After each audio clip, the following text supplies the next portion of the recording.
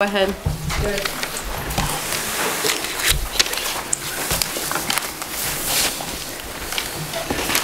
I'll make copies of the special ed just for you. Thank you. Okay. Go ahead, Valerie. Good evening. This is the SVSU Board of Directors meeting. It's a regular meeting for April 24th. We were to start at 6:30. We're running a few minutes late. I'm going to switch the agenda around just a little bit and have the Common Core presentation first. Then we'll have public comments. And am I pulling this or not? Am I pulling this? It's up to you. We did revise the bid list, but we could speak to it. You can pull it or have us speak to the need. I was going to pull the SVSU bid awards for the special ed software, but I'll see where the time goes in the agenda. Also, there was supposed to be a chair's report to talk about the next date for May and a special meeting date. And the motion to go into executive session is for an employment matters, evaluation update, and a negotiation update. So with that being said, we have some alternates, and do we have a full complement of board members? Awesome. So, oh, Avis, hi. Hi. We also have, I believe, some BSD guests, and who is going to introduce our Common Core group? I'm going to start and turn it over to Donna Lee. Okay, great. So could we just go around the room and introduce ourselves, and then we'll go from there. We can be quick. Larry, could you start? Larry Johnson, Pastor. Working with the BSD, alternate. And Mark Philly Woodford, alternate. George Sleeman, BSD. Ken Swearad, BSD. Sean Marie Oler, Bennington. Catherine McClure, Superintendent of Schools. Cindy Brownell, Pownell. Donna Leap, Assistant Superintendent. Leon Johnson, Mount Anthony. Fran Kinney, Shaftesbury. Jim O'Connor, Pownell. Matthew Patterson, North Bennington. Ray Molyneux, North Bennington. Holly O'Brien, Woodford. Avis Bruce Early, Woodford. We'll skip the audience for now. Katie? Hi. Karen? I'm sorry. Oh, you really are? Yes. Oh, sorry. I'm so sorry. I really thought you were kidding, Tom Marie. I'm Katie Schoenbeck. I'm the head math teacher at the high school, and I'm here today to talk about Common Core when it's my turn. Briefly. My name is Karen Riddle, and I'm the Director of Early Childhood. Vina Atwood. Donna Colley, Monument. Donna Nancy King, Principal Molly Starcy. Maurice Schatz, Central Office. Kathy Marcoux, Director of Curriculum, Central Office. Frank Lyons, Director of Technology, Central Office. Ed Letourneau is a Mount Anthony member, and I know Dan doesn't have the camera all the way around. Did we miss somebody? Is Kathy Marcoux back there? Sandy Foster. Sandy Foster. Sandy. And Kelly Kennedy from BSD. So with that, go ahead, Catherine. Before we introduce the Common Core presentation, I wanted to remind board members that we are educating the entire child, meaning that we very much give a lot of importance to the arts, to our purpose of developing citizenry, a democratic citizenry, and that this is a very important part of everything that we do, that we really are educating the whole child, and that I've very much appreciated the support of boards for the arts as well. I know there's a bit of national controversy about whether the Common Core will actually narrow our focus, but I think we need to reiterate that our focus is wide. Donna Leap. Good evening, everyone, and thank you for letting us do these presentations. This is the third one that we have done, and I think that it's important to keep an eye on education. And so I just know that there are so many fine things going on in this district that we can't let those get lost. So we have to have a little showcase, and the key word for tonight is brief. So I want you all to be really happy about that and celebrate that we are working on the Common Core. We're working hard. Kathy Marcoux has put together a very nice presentation, and I just want to honor all the excellent work that she has done. When I first came to this district, I was just overwhelmed, really, with all of the solid work that really has been done to implement the Common Core here, far ahead of many other school districts that I have seen. So I think that we all have reason to be very proud, and proud of Kathy Marcoux, because she's done a really great job moving it forward. So she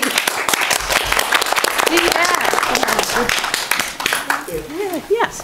And so she has a presentation for you tonight. I'll make my comments brief, but she also has Katie Schoenbeck here to do a little piece about the math at the high school, and Sandy Foster to do a piece about the work that she has been doing in Woodford to implement a pilot program on Singapore math. The last presentation we had was a little bit more about reading and writing literacy programs that we have, so tonight we thought we would feature as our example programs our math initiatives. So, Kathy. First kind words, Donna. Now I have to come up here all sweaty from teaching Zumba. And anyway, I can tell you pretty much everything I know in about 15 minutes, so this is going to be brief. And I know that it's wonderful for you to be able to hear from the field. We have some really great and exciting things happening. The Common Core standards in the SVSU, as you see, you can start it from the beginning. If you start the slide from the beginning, that's okay, we'll go with that. Hold on. I'll get it. Okay, the goal of the Common Core State Standards Initiative was to have all students college and career ready. All means all, that's our goal. That's what we're going for. If you do slideshow from the beginning. I'm sorry, I am used to my right back. I'm sorry. Slideshow will go from the beginning. That's good. We didn't rehearse this part, We did, so.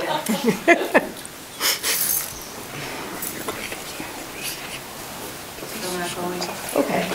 How are you again? Is this a cell from Macintosh? No, yes. Okay, It's a person. Okay. Okay, we spent plenty of time on this slide. Okay. But the goal is to have all students college and career ready. I'm almost career ready. You know, it's, yeah. I just want to let you know about the SVSU work to date, because sometimes it doesn't necessarily, it gets overshadowed by other things that happen or other things that need to take precedence, and also some of the fine work that you do as well. But right now, we are in the second year, the end of the second year, of a 3-year transition to entirely Common Core expected outcomes in the SVSU. We started 2 years ago with curriculum teams, school teams, administrative teams to do this work, and we are moving toward that rigor and progression expected, the deep, you know, the football game, go deep. It's depth over breadth. Not a lot of review. It's you get them all, you get them once, and you go deep so that you really know what they're doing. And then you don't have to keep going back and reviewing and reviewing and reviewing in that endless cycle. So the work to date has been for rigor and progression to be certain that our SVSU curriculum makes that progression from grade level to grade level, and that it's clear to all that we have that rigor. And in the area of math, it's that marriage of fluency and conceptual understanding. Because if you understand things and you can compute, you have to be able to apply those things to new situations and know what you're doing when you do. And we will have an example or two in a little while. The curricular and instructional shifts have taken place. Each grade has a shift in the second year of the plan. The curricular adjustments would be instructional strategies adjustments, any resources that we need, an understanding of media literacy so that we can use the resources that are available to us free and for cost on computers, which is a much more engaging piece for students. There is a lot of writing expected as well, and it's writing to defend and use details to respond to multimedia. We're not just responding to using to text or using information and details from text to respond. We could have an interview, a television show, something from a museum, a piece of literary text, some informational text, and a newspaper article. So those are the pieces. That's the place where the rigor comes. It's not just about finding details or answering a question from text. There's a whole lot more out there. And of course, it scares me because I'm old. But anyway, we move on. It's also very, very important to know math goes very deeply. And I promised myself I wouldn't skip to professional development. So we'll go to piloting new assessments. In the last few weeks, several of our schools have piloted some of the Smarter Balanced Assessment Consortium, or SBAC, assessments, which will take the place of NECAP. The SBAC assessments are right now entirely online. There will be, except just for anyone who's wondering, there will be exceptions for students who cannot take an assessment on a computer or for some other reason cannot use a computer. Thank you for supporting the bandwidth increases and for anything that has to do with hardware for technology that you support, because it helps when a student pushes the button that the assessment comes right up. We're going to give it a test in a minute. There are other schools that are piloting the SBAC assessments in May. But really, look at that bottom, for that implementation, that bottom right-hand rectangle, that professional development for all is very, very important. All the resources in the world are not going to help us if we're not certain about what we are doing with them.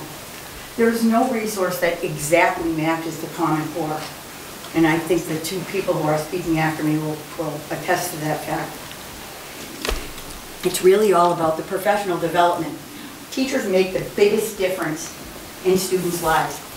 And we want to be absolutely certain that no matter where a student goes to school, no matter what teacher the student has, that the student has a very high quality instruction, that high quality universal instruction, and that there are formative assessments along the way to be certain that the student's achieving. And if the student is not, that there's timely, direct intervention right away. You heard about that the last time when we were talking about the RTI plan for Monument School.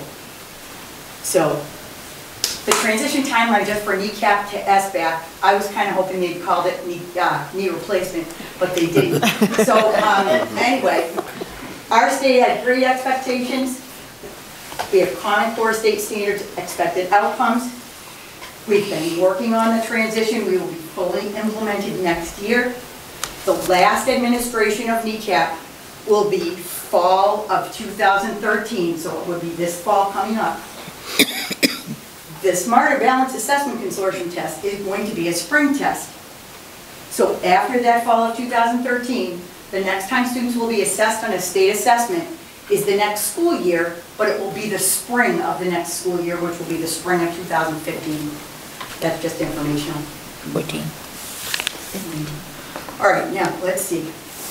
Right, keep your fingers crossed. We're just going to go to, we hope, a sample item. And I promise Ken Swearad, this was the first one that came up. It's about swimmers. So you get to answer it. That's right. And for anyone who doesn't know, Ken is the coach of a very fine swim team at high school. So we have our swimmers. This is what a student would see, and their times of finish. And I'm really sorry that's so small. But the times are in hundredths, are listed in seconds down to the hundredths of a second. So it says, here are the swimmers' times. And then it says, swimmers compete in the 50-meter race. The finish time for each swimmer is shown in the video. Now, if I'm a student on the computer, I'll definitely play that video a few times before I answer, but Anyway, explain how the results of the race would change if the race used a clock that rounded to the nearest tenth. So not only do you have to be able to round numbers, but you also need to be able to apply that knowledge to this problem. And Dr. Swearad, you're close to the screen. Would you like to do the solving for us?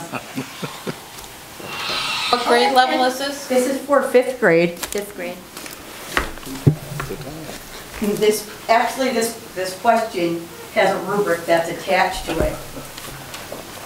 When I send you this PowerPoint presentation, there's also a slide that has all of the that has all of the links to the best information that we found to date.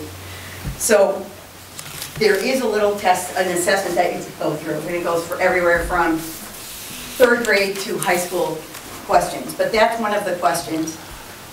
And So then they want you to type this answer out? you need to type the answer in. Okay, so now we have a place. One of the things that we're a little bit, well, the teachers are really working on a lot is that persistence for students to really stick with it. So you figure out your answer and just bring suspense, and then you type your answer in, and then you can see. So would you like to answer the question for us, or are you angry that I called upon you? It's a three-way tie. Three-way tie. That's right. If the clock rounds to the nearest 10th, there'd be a 3-way tie for first place. So the person who actually won the race will be probably pretty angry. So there is, I believe, a rubric. There's a rubric for this item, and that's actually what they explain. In order to get the 2 points, you have to say something about that. The other 2 runners would be tied for 4th and 5th. I mean, for 4th place, excuse me. So To get full points, you'd have to say, account for all of the you scores. have to say why, because if you just say the answer, you get 1 point. Okay, I just want to go very quickly if I can. These are, and feel free to log on anytime and take this assessment. We've had many people who've reported back to me that they would like a tutorial about some of the questions. And also several people have said, wow, I really knew that, and I was really happy about it. But I just want to move along very quickly. I think we can do this without too much belaboring. For a high school question, because there's, and the other thing is when you see the questions, they have yes, no, and there are several different answers. You have to answer all the parts of that question correctly to get 1 point. What grade level was that swimming? This one is No, either swimming. 7th or 8th grade level. Yeah. This is a 7. But I want to get to the carpenter one because it's really, the thing that I think is really interesting, there's some about you want to purchase a car. That's a high school question, which is really a very interesting question. Then there are some that are simply procedural. They're depth of knowledge ones.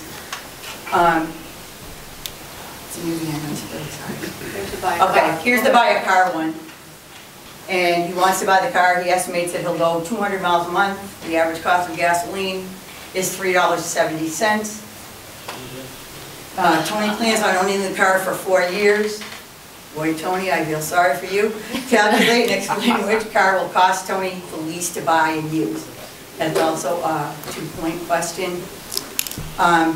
I think it's this next one. Okay. A construction worker is using wooden beams to reinforce the back wall of a room. Where are you? Where is he? No, he's not there. He quit. He tried to bring me in. I'm really sorry. Oh, there, he just came Did he back. come back? Okay, there he is. Carl, the construction worker. So here he's building. He is doing a really nice job. So the question is determine the height in feet of the beam that ends at point G, which is the second from the left blue piece. Explain how you found your answer. So if we didn't have to be brief tonight, we were going to try to solve some of the questions, but it is definitely worth taking a look and seeing what students are expected to do. Someone nailed it immediately about, construction worker, sorry. Someone nailed it immediately about that persistence, that you have to type in the answer to a math question that's going to take a lot. Is there a calculator available for these youngsters too? There is sometimes a calculator that pops up on the screen. But they don't have one by And them? they can use the calculator that's on the computer if allowed, but it pops up if they allow you to have it. If I can interject just for a second, though, in Yeah. a couple of years out down the road, 25% of the math questions are going to require a stylus on a tablet. Right. So they will be showing their work and they'll be inputted with a stylus. So stay tuned for next year's budget. We're going to tune in next week Okay, for this that. was, okay.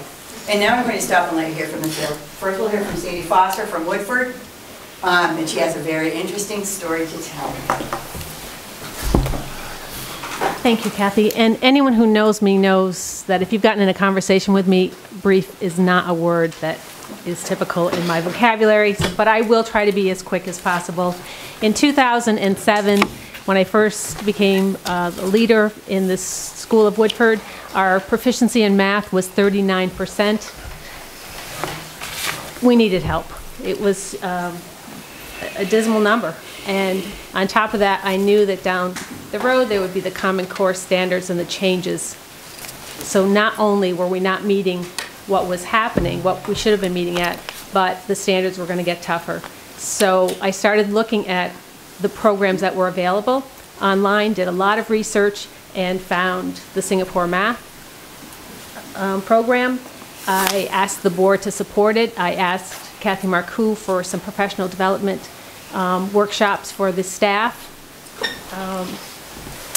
What Singapore Math does is it emphasizes the concepts, and it helps students to see and to visualize the problems at a much younger age. And I need to tell you that I thank our parents for supporting this at nighttime with their students, the students, of course, for working hard at this program, and the staff for really working hard to change the way we teach math.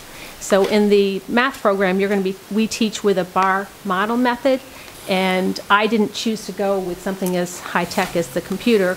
I actually have little math problems that came from the Singapore Math Workbook in grade 6, and because I didn't know whether we'd have time to solve them or not, what you can do is solve them on your own, and then you can compare your answers to the answers I gave you on the back with the bar model method that we use. And it's a fantastic program.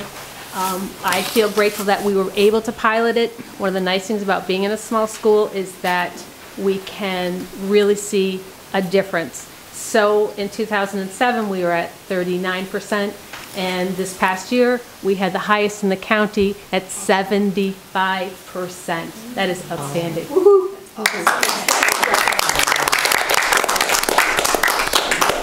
It's a phenomenal number.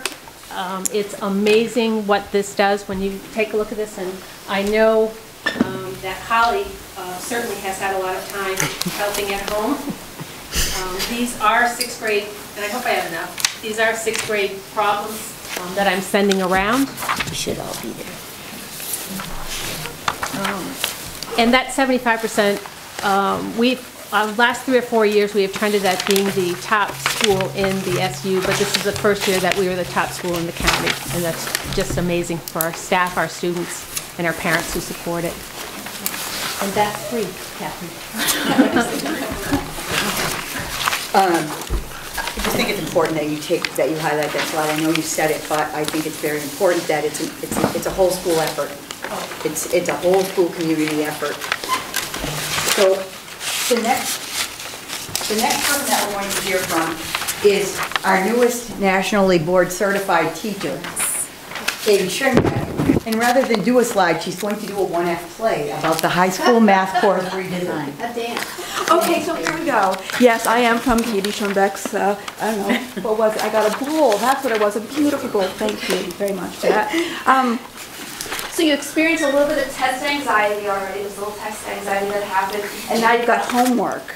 Like, what are you going to do? Homework, oh great. And they talked about the bar, what was this bar thing? And I don't know. And it's 6th grade and I'm supposed to be, what are you going to do? And you're adults, right? So what happens if you're a kid and you've got the test anxiety? All right, I've already didn't pass that first test, now I've got homework. And I'm going to go home and I'm going to talk to my mom or my dad, and maybe they're home or maybe they're still working, but I know they're not going to know about this bar thing, so what am I going to do? So here's what you get to do. We've been working on several initiatives at the high school over a couple of years. One of them is for actually K through 12 kids. It's called Operation Math. It's been going, I think it's our 8th year this year. And it's available to any student in the SVSU. It's free. It's all year round. Most students take advantage of it in the summer. It's math practice, so you're not really learning new math. you're getting practice on the math that you know, so you don't forget it between when you leave in June and when you come back in September. So Operation Math, that would help you practice. So you would be able to know and keep what you got under in your pockets ready to pull out if you need it. But what about that homework piece? So we just started a new initiative at the end of last year that's really taken off at the high school. It's called Aftermath. Good name, right? You go through the class and you're like, oh, I just got run over by a math class. It's the Aftermath program. And it takes place at the high school in the library. It's really very popular. Kids show up. You don't have to sign up. You just show up with your math problem, your homework, your test questions, your concerns about SATs, and there are teachers there available to help you. I have kids who come every single day and kids that come, once every couple of weeks. We just started getting some kids who asked for, well, what about after English, and couldn't we have after Spanish? That would really help me. So now we have a science teacher at the library every day, and we have an English teacher coming in a couple times a week to help kids on the spot. It's like a walk-in clinic for academics. So that's a really great thing. So okay, so we've taken care of the summer part and what happens after school. Well, what about in school? So we've been talking a lot in the math department about, yes, we're raising the bar, but we really need to think about removing the barrier. So yeah, we can raise the bar, but we have to support the kids in reaching that bar. So how are we going to do that? And we've been looking at the things that have been working at the high school. So for example, we have 1/3 of our graduating class this year in upper level math classes. That's pretty awesome. That means taking calculus or taking statistics or taking a pre-calculus class. And if you are thinking of going to Norwich University, for example, a pre-calculus class is the bare minimum they want you to come into with under your belt. So we have 1/3 of our kids ready to do that for sure. But what about the other kids that aren't quite there yet? They've completed an Algebra 2 class, but how do we even get them to the Algebra 2 class? And we have a pretty strong honors program, but what about everybody else? So we are going to be trying 2 new classes next year. One is for incoming freshmen. It is looking at the kids who are trying to make it in algebra, but they need more support, and at the same time, they're kind of struggling in science concepts, and we're putting them together to make a humanities-style math and science course. It'll be all year long with 2 teachers in the classroom giving a lot of support. So we're really, really excited about that. Those kids will have math and science every day for an hour and a half. We think it'll be a good thing. We also are trying next year a program that will allow geometry, kids to study geometry for a whole year. So those kids will be taking a short block class, 80? Oh, now I can't do math. It's after 4, right? A 55-minute class of geometry, once again, all year. And what we're hoping that those kids will be able to take advantage of is having digestion time. So they may be able to learn math concepts, but they need more time to absorb them. And cramming an entire course into half a year just really isn't working well for them. So they can't get as far as they'd like to go. So we're going to see if that works. We'll still take them through that college prep material, but we'll give them the full year to absorb it and see how it goes. We're hoping that it's going to work really well. But then we have kids who want to double up in math. They don't want to just like take it for a whole year. They like this idea. So those kids, we also have 2 other programs for to help them. One is a math lab that goes along with their math class, and they get homework help from a teacher. They get test prep help from a teacher. And on the semester when they don't have math, but they're still trying to move forward, we have something called a skills class. I call it my magic class because it's an opportunity for me to work with a smaller group of kids and help them either relearn concepts that they didn't understand the first time around or advance. Like, I want to move up a level. I want to move into the honors level, and I can give them an opportunity to learn the things they need to do to be successful there. So let's see, have I got them all, Sean Marie? I've got Operation, I know you're sleeping back there, that's why I'm calling on you. So Operation Math, I've got after school stuff, I think that's everything. That's the short block that's math. The first part. The short block math? I talked about that. It's doing what I accuse others of doing. If you come to Aftermath, we'll film those missing pieces. I promise. Kathy also asked me to talk to you a little bit about the resources that we're looking at the high school. We found that what was really important for kids as they were moving up levels levels in math is that they had similar kinds of problems that they were looking at. And we have been using different books. So the B level kids are using one book, and the A level kids are using another book, and then the honors kids are using, I don't know, 5 different books, but they're all like learning geometry. Well, couldn't we put them together? Like what happens if I'm teaching an A level class, but I've got a really smart kid who's ready to move ahead? Or I'm teaching an A level class and I've got a kid who's struggling and like, I can't figure out that word problem, and what am I going to do? If we could have some kind of resource that could meet more needs than just one at a time and would be more smooth as kids tried to transition from one level to another, that would be awesome. So we have adopted a series, and we're hoping that it will do just that.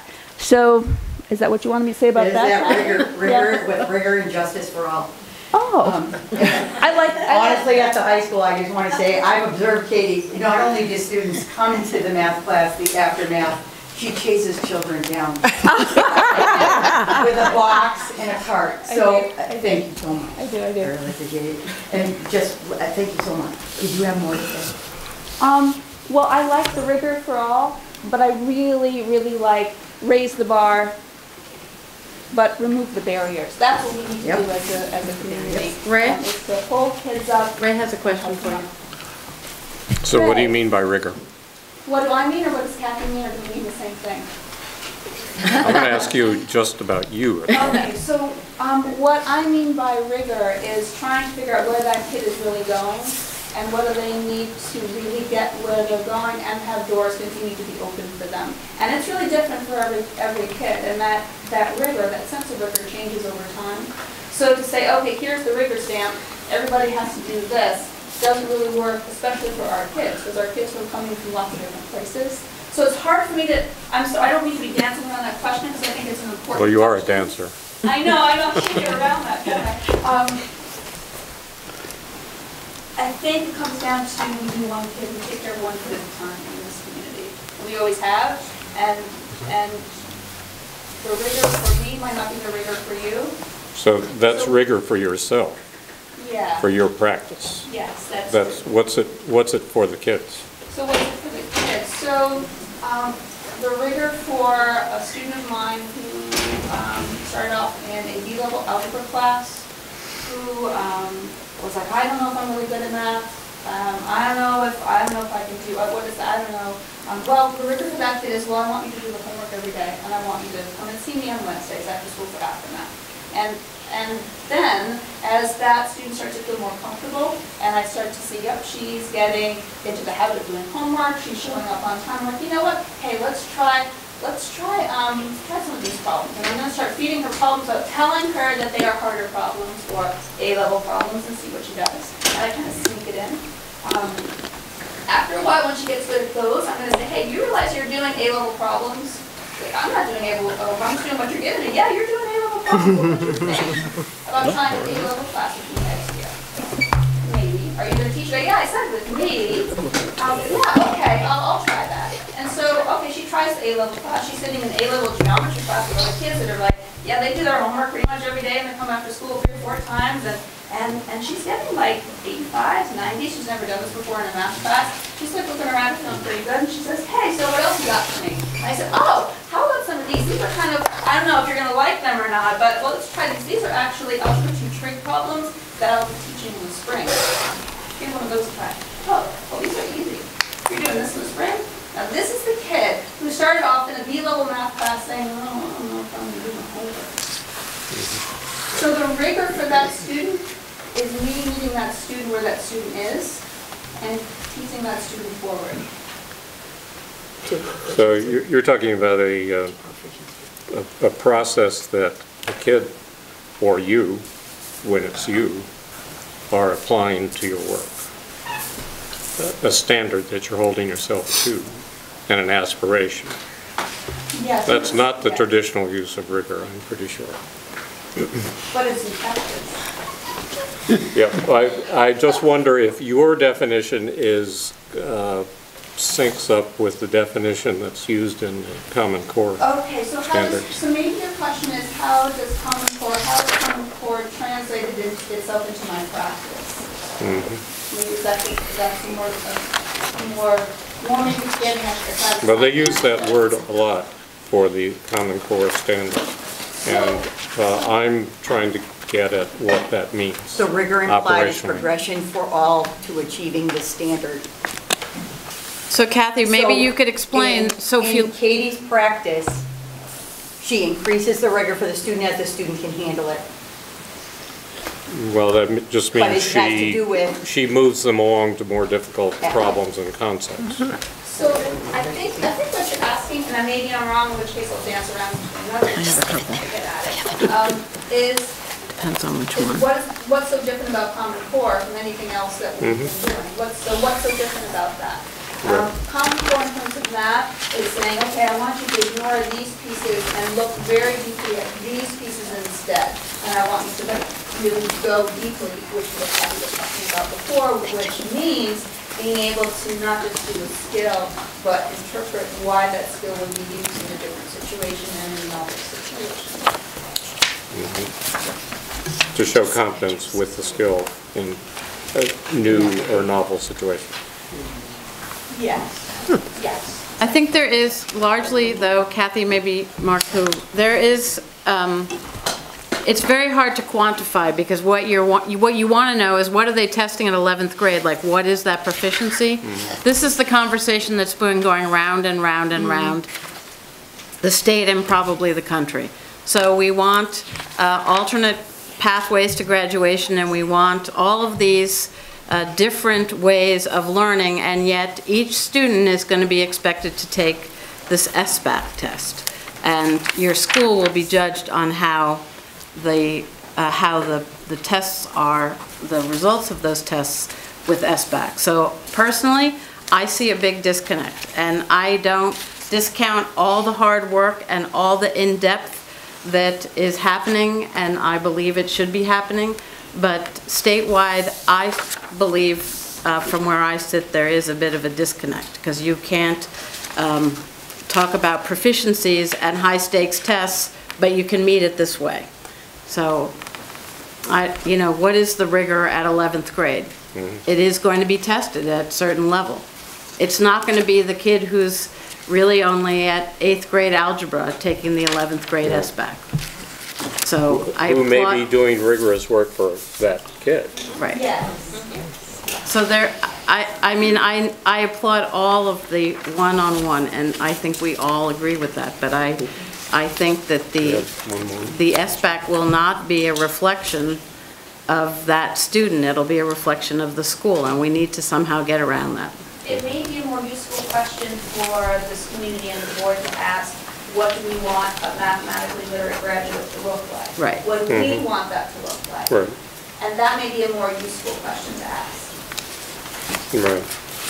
Well, so that actually ties to my follow-up question, which isn't about rigor, which is about if this is a depth and rigor approach, how does that marry with going into a university or a college situation in terms of the familiarity with the student with what they would need to know to go in to take physics at a college level? So. I think it marries beautifully. I'm not very concerned about that. I'm more concerned about how it marries with the kid that isn't heading into college, but is heading into career. That's more my concern. I think this is a beautiful curriculum. Because they have broader requirements on them when they go into the workplace.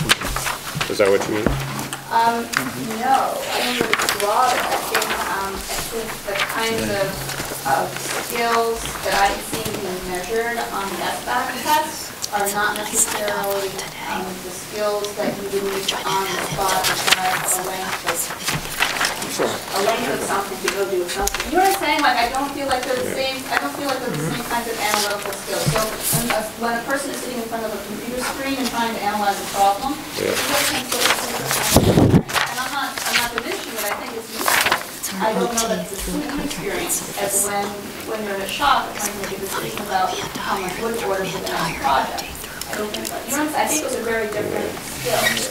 So that's why the question, perhaps, at this point... There's a practical disconnect there. Yeah. And that's why maybe a more useful question for us to consider is what we want a mathematically literate graduates look like. And would they look the same? There would be different requirements for different sorts of graduates. So. Thank you. Thank you all. Thank you, Will. I just have one last thing to say. I love Vermont, but but our website is not the best for Common Core information. The Smarter Balance Assessment Consortium, just to get a copy of the standards is the top piece. Oregon and North Carolina does a great job of unpacking standards. It has been helpful for us. And there are 2 Common Core apps from Droid and iTunes. And I will be happy to send those to you because the other state websites, really, there are a few that are better than Vermont at this time. Well, so thank you very much. We could forward the whole PowerPoint. That's right. Thank you very much. Thank you all for coming. Thank you. Excuse me? Oh, Ken. How many states are involved in the Common Core now? Well, there were a lot and something dropped out. 46. 46. So we're going to be able to sit down and judge Vermont versus Mississippi, New Mexico, and We can have, yeah, well, there are SBAC states and park states, but the standards, there can be collaborative discussions among states because the standards are the same. And that was one of the selling features of the adoption of the standards. Because we, seriously, we're much closer to Massachusetts and New York than we are to a lot of the rest of Vermont. So that ability to have that collaborative discussion among states when the standard, the expected outcome is very similar or the same, makes a difference. And yes, what you just said is the tests will, and the expectation is similar, and sorry, and that seems to be a better comparing point than what we previously had. But all those states are going to be, many states are going to be measuring success with meeting those standards in different ways. So we're not all going to be having the same exam. So my 100 and your 100 may or may not mean the same thing. I don't know, it seemed to be they'd be more useful if they all took the same test and we could then measure which system is teaching the best. Then we could all work towards that system. I mean, it's going to be like now with NECAPs and MCAS, and it's still going to be different. Education is a state's right, and so it is not a national. I don't know why states, really, I get the feeling states are afraid to compare each other. Like, you know, we hear that Vermont is one of the top ones in the country, and then we hear, you know, we got to prove it. Everybody take the same test and let's see what the results are. It's not that states are afraid, it's that each one is different and they make their own choice, and that is the state's right. It's a federal law. I would invite anybody who has questions, because it takes a while sometimes for questions to form, to either send me an email or send Kathy an email. And anyone about the email, we'd be happy to either sit down with you again or have a talk, whatever you like. But mulling matters. So mull away, and when you have a concern or a thought or an idea or how we can get all those things. The Common Core. Thank you so much, Katie.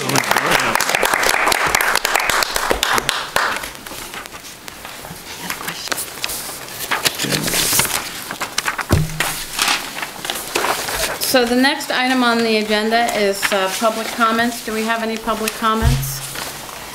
If not, we'll move on to the... I'm sorry. You were sitting too low. Good evening. I'm coming to the board once again in regards to special needs.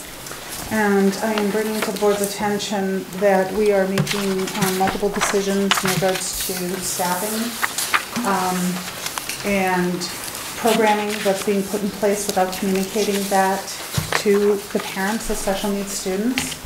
We also lack a budget, which is impacting special needs parents for having those extended year service discussions as well as transitional meetings for their student to be successful and moving on. We also have that budget is impacting the providers that we believe will be there and hopefully should be there, but it's preventing us from meeting them. It's preventing us from ensuring that those supports and services will be at the new locations that our students may be transitioning to. It's also impacting forming those relationships in the spring. Of course, it's good to plan ahead when it comes to students, especially those with rigidity that may be impacted by change of routine. We've had some restructuring going on at different locations, and that restructuring is not, again, being communicated to parents. And so we are coming into meetings with inequity because we feel that the information is shared with staff, however, it is not shared with parents, and it impacts our children's ability to access and participate in their education. And again, I'm coming to the SVSU that says we need more communication, we need more things. We have issues left from December that remain unaddressed. The issues are not resolved. And, you know, we have future plans and future meetings to attend to, but meanwhile, these children from December till now still are not successful, still are not receiving services, still do not have IEPs in place. We cannot continue in this fashion. These are non-compliance issues. When a report comes out and that's expected in May, this will bring more to the forefront, I believe, as well as the good points. But I really am urging each and every one of you to be more active here. You are impacting our children's education. You are preventing them from achieving those goals that they need to achieve so that they can at least function in their educational facility.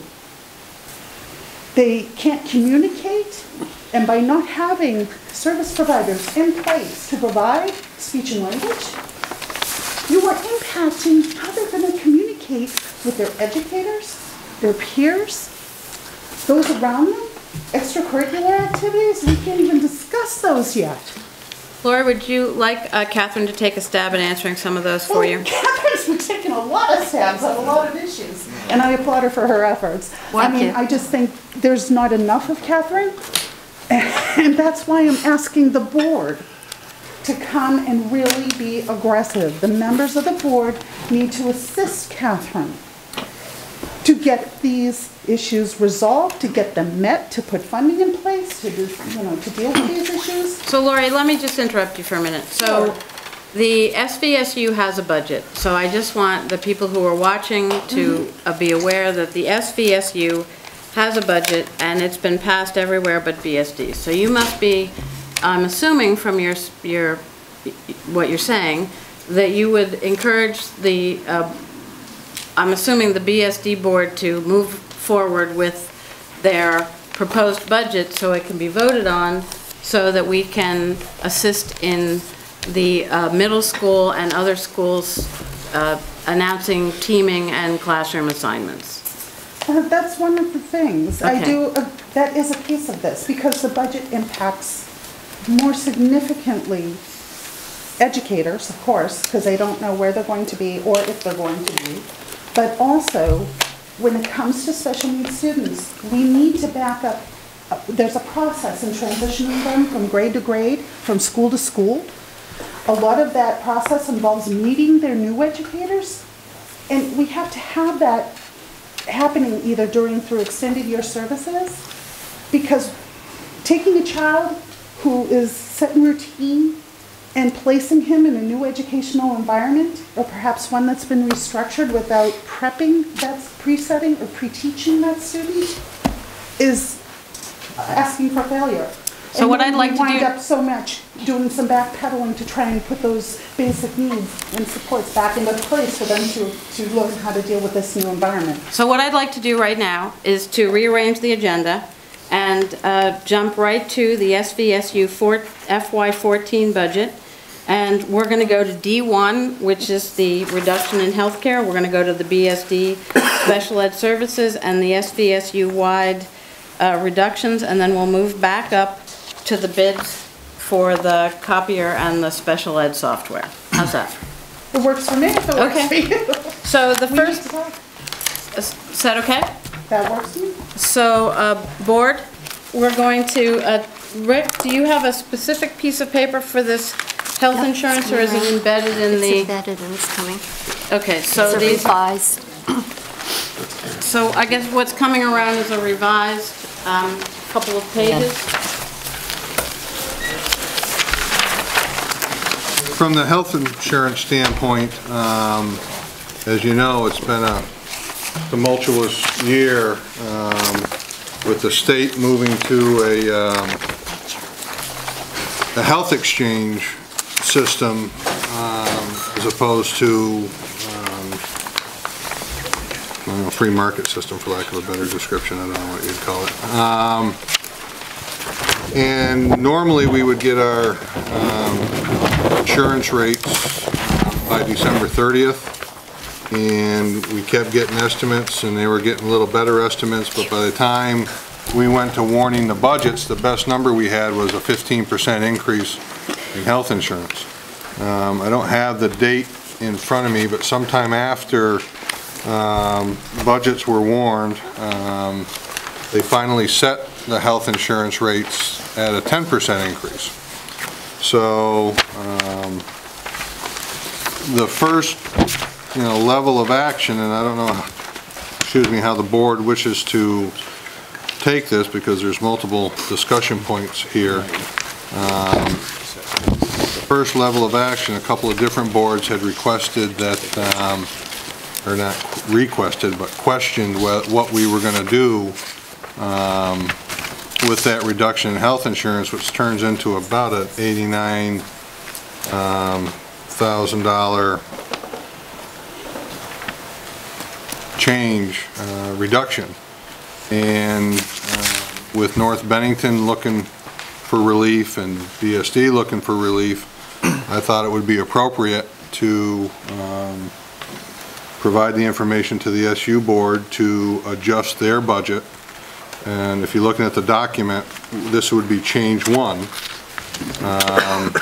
Adjust their budget from 15, sorry, those are the assessments. So adjust their budget down to $16,020,501, which is roughly an $89,000 savings, which would assist all the districts. I don't know if you want to attack these separately, or if you want to try to. Yes. Okay. So let's. So I think this is probably a fairly simple motion. Is there anyone that disagrees with making a formal motion to accept the SVSU budget with the decrease in the health insurance costs? Cindy? I guess I don't understand it. Sorry, Gudrun's not here anymore. Well, when we originally budgeted. I know, we budgeted 15% and now it's 10%. Right. And you're asking the difference in each district's budget? The total difference in the SU is roughly $89,000, the difference between original and change 1. And that flows to the various districts based on the number of staff that they have. And it's largely in the SPED resource rooms, because that's where most of the staff is. Right. So those resource rooms, so for example, Pownell is going to see, what, roughly a $9,000? My math is correct there? A $9,000 reduction. If you look at Pownell's line, from 1,428,000 to 1,419,000, you're going to see about a $9,000 reduction. Now, Pownell's already set their budget. Right. So what that's going to do is that's going to create a fund balance in their resource room to carry forward to the following year. Okay, you're not asking to take that? No. Okay. You own it. Okay, I know I do. I'm just want to make sure you know that. It will be a fund balance. But For Bennington, for example, that hasn't set there, they can take that as a real savings and help reduce their budget. Okay, I get it now. For North Bennington, that is kind of setting a non-operating budget, that would help them. Not a lot, but a couple grand, I think, was their number. Okay. But everybody else that's already set their budgets, what will happen is that'll create fund balances in your resource room going forward for the following budget year. So Rick, can you take a look at your spreadsheet for the I mean, it's the assessment, which is from the North Bennington operating. It says, and then on the top left, it says 10% health insurance. Yep. So if you look to the far right, you've got a dollar change and a percentage change. And when you were just talking about Pownell, you're saying that the change is... But those changes are from fiscal year to fiscal year. Those aren't changes from the original to this one. Oh, so this isn't the 10, this obviously isn't the 10% for healthcare in the corner. Well, it is, but that comparison change is showing the new FY14 assessments with the 10% number compared to the FY13 numbers this year. Okay, so it's not series of... Right. Okay. Cindy, does that answer your question? Yes. That's on the front page. That series of things are on the front page summary. Right, that small box. Rick, the total difference is the $89,000. Roughly. Is there any possibility, but that's the most recent information you have, is there any, from what you're seeing, is it possible that 89 could be greater than 89 a month from today, 2 months from today, or is that solid? That number is now solid to the best of your knowledge. It is. I don't believe they're going to change that any further. All right. So, would somebody like to make a motion to re-adopt the budget with the 10% decrease in the health insurance cost? So moved. Seconded. All right, so that was George and Leon. Any other questions? All in favor of adopting the SU budget with the health insurance decrease?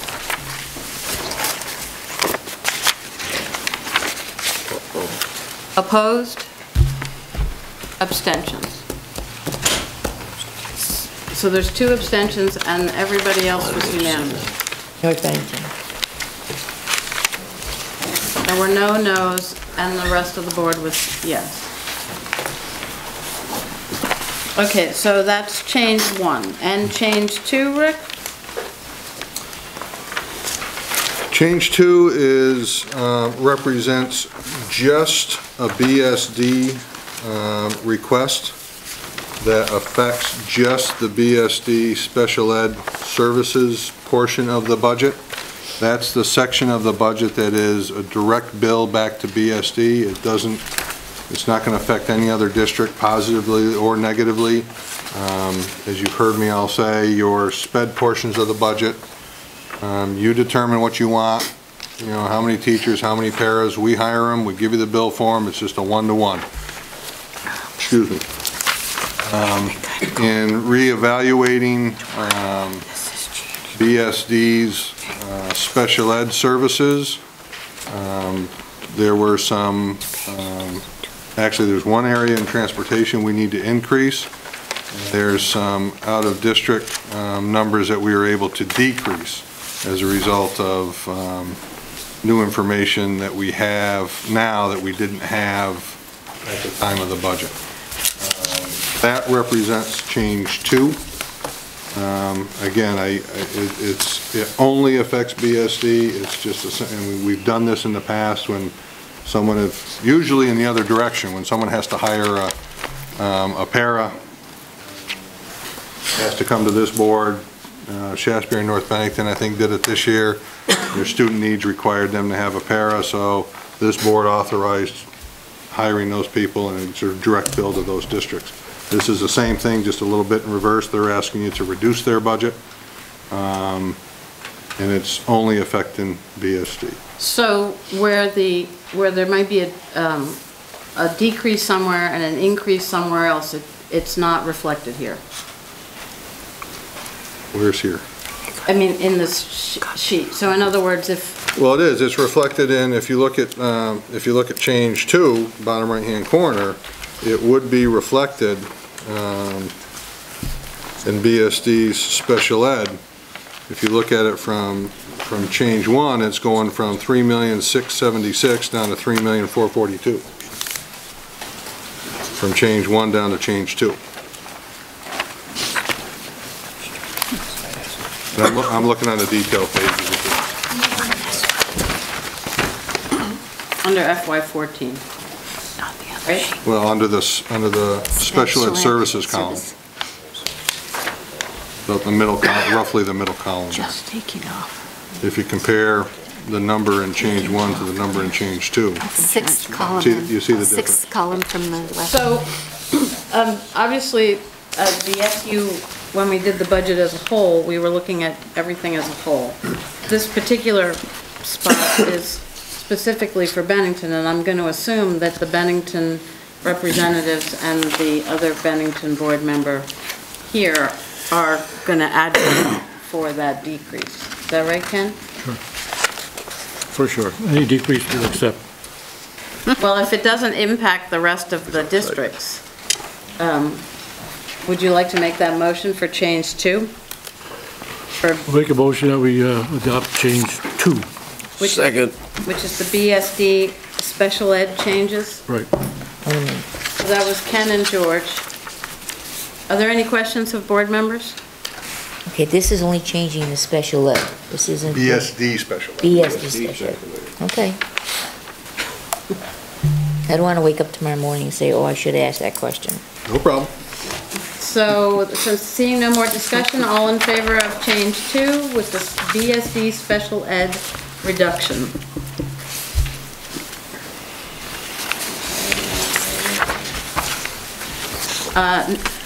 Opposed? That's 1. Abstention? Another 1. I'm sorry, I don't think I got my hand up. She didn't. She missed voting. So how would you like to vote? I would like to vote in the positive, thank you. I guess I stopped over, I guess it blended Moving a little in. too fast, you missed me there. So now we're going to move on to what is referred to in this little chart as change 3. And I'm assuming we'll have a little discussion. Yes. This is change that I believe you saw at your last meeting. I know it was at least preliminarily talked about, but maybe not. Maybe my meetings are blending together. BSD is requesting, and if you look on, I don't know what page it is in, 1, 2, the 4th page in, you see a title that says BSD requested changes to SVSU budget. These are changes that affect everybody. They will affect service levels to all districts, and they will affect assessments to all districts with reduced assessments. These are all reductions in the budget. The first 2 are in the curriculum department. Tuition reimbursement is an increase. There's 2 tuition reimbursements in the budget. There's one for teaching staff, and then there's one for all others. This is a reduction in all others. So it would limit the general fund money. It would put more pressure on grants that are yet unknown to what those will come in at. And you see across the spread by district what that savings would be to those individual districts. So the second one is curriculum material, and that is a reduction in the curriculum material line. Again, it'll just put more pressure on an unknown grant at some point in the future.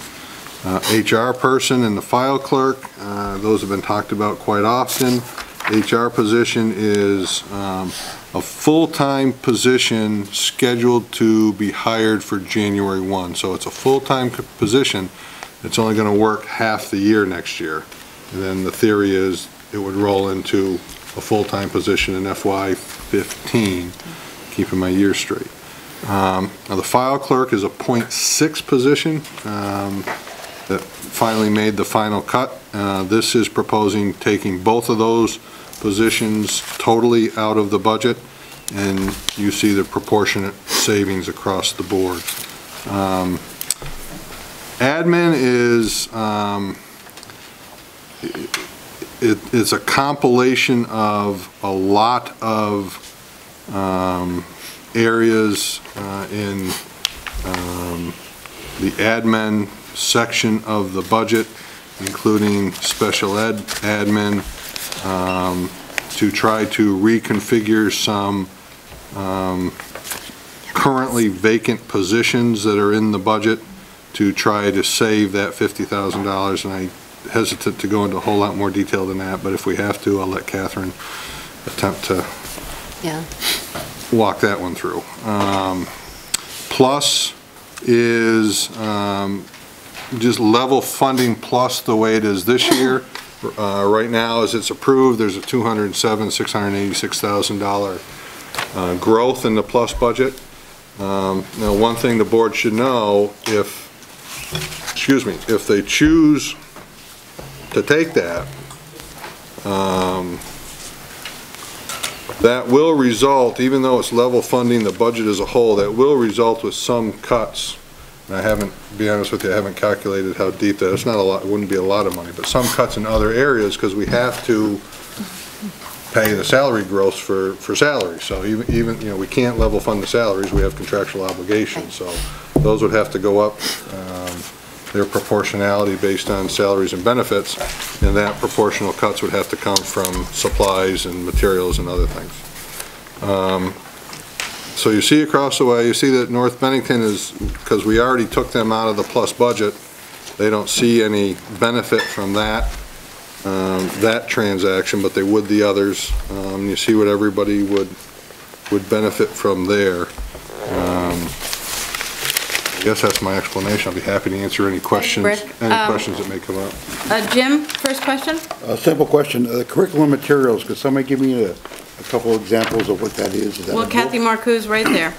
What are curriculum materials? Curriculum materials can be anywhere from books, student books, to software licenses for either implementation or, sorry, I'm allergic to something in this room, or software for, or online opportunities for students. Kits that students would need, math manipulatives, for instance, would be a good example. Foundations kits for early literacy. Books and modern versions of books. So I think before we get into some questions. Thank you. Good. I think before we get into some questions, I believe that this is recommendations from the Bennington School District Board. This is not necessarily recommendations from the administration who put this budget forward originally.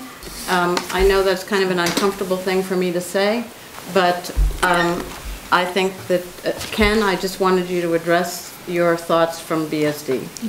I just had one question here, Rick. How come, I thought with SPED it's what you use here. When we're looking at the number of students involved, it doesn't seem like Shasberry has any kids involved in the PLUS program, but they get assessed $15,000 for that. Correct. PLUS was set up a long time ago as kind of as was once described as an insurance policy because kids come and kids go. Every district have had students in there at one time or another. Catherine and Donna could probably speak, or even Karen or Donna Colley could probably speak better, but kids are coming and going at any one point in time. There is a chance where there's no student from one district or another. But it was believed, and prior to me, that it would be a more stable assessment stream rather than the peaks and the valleys you would have if all of a sudden, you know, let's just stick with Shasberry. They have none today, but if all of a sudden next year they have 3 in there, they're going to go from not much of a budget to a pretty expensive budget, and you're just going to have some pretty high swings. So I'm wondering, Karen, would you like to address some of the changes that are, or Donna, somebody who's been involved with, or Donna Lee? Donna Lee with the PLUS. With the PLUS program? Yeah, we have a...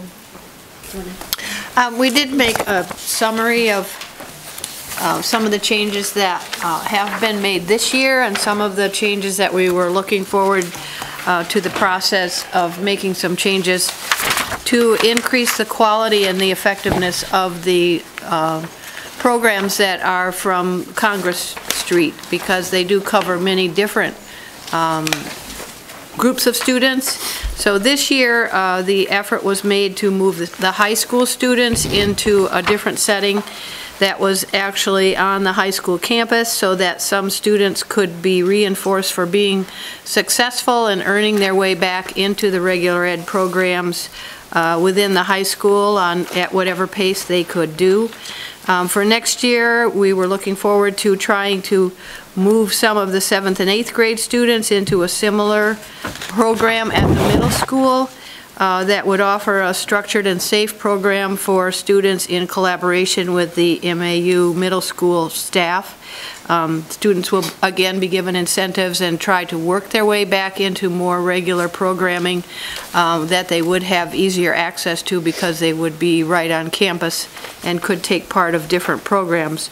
That move would require, at this point, with the students that we know, and that can change from time to time, at least one teacher to create and oversee the program and work with the MAU staff. Have some part-time counseling there for students, have at least one paraprofessional, and some consulting services that might be needed for individual students on a per diem rate. It also would take some professional development that would need to be for a broader range of staff members other than just the staff members working with those students in the program, so that they would be more fully integrated into the programs at the middle school. So that would probably be summer trainings and possibly some construction or changes to building configuration for the safety and the security of the students in the building.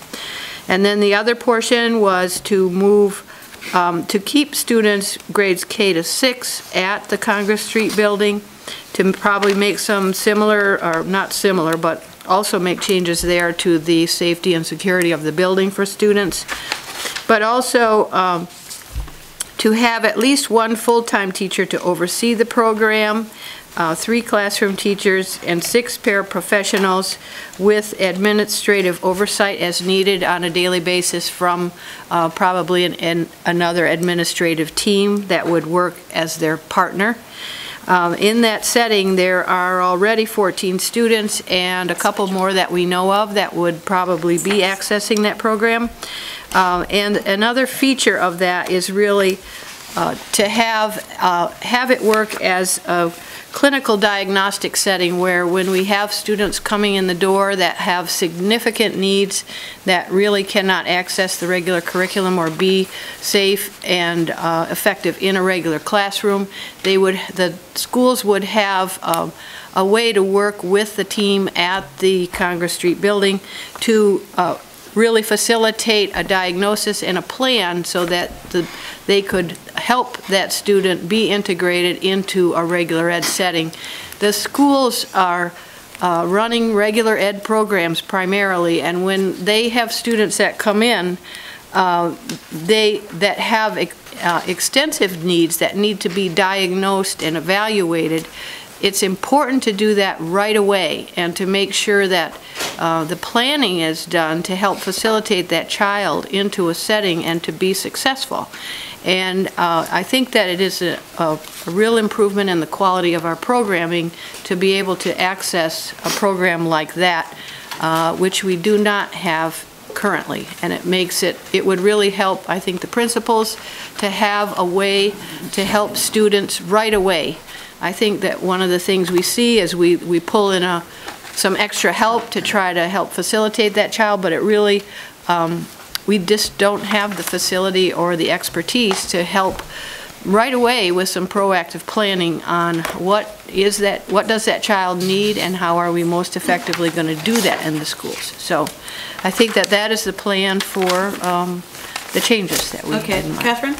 Yes, I'd just like to say that this has been a goal of the principals, administrative staff, and me, as we've been trying to limit the age range at the Congress Street location, because we have seen a rise in younger children that need those services, and as you all know, it started with mostly high school, middle school, and we now had last year age range from kindergarten through grade 12 in one building. It's not appropriate. We moved the high school out.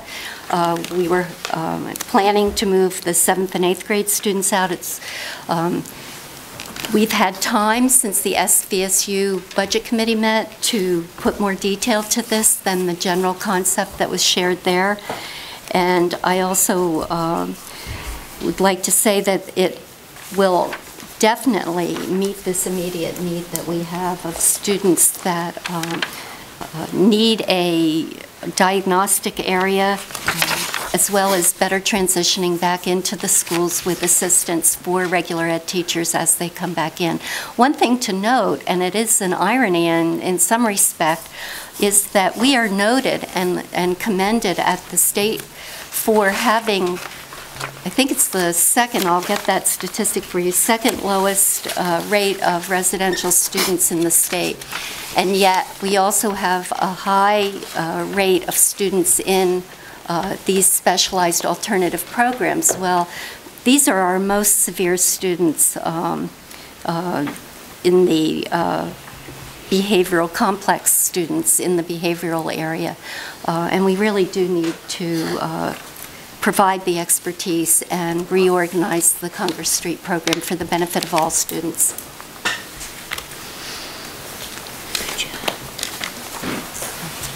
Ken? Well, I'd like to thank the administrators for their support in helping Bennington pass their budget.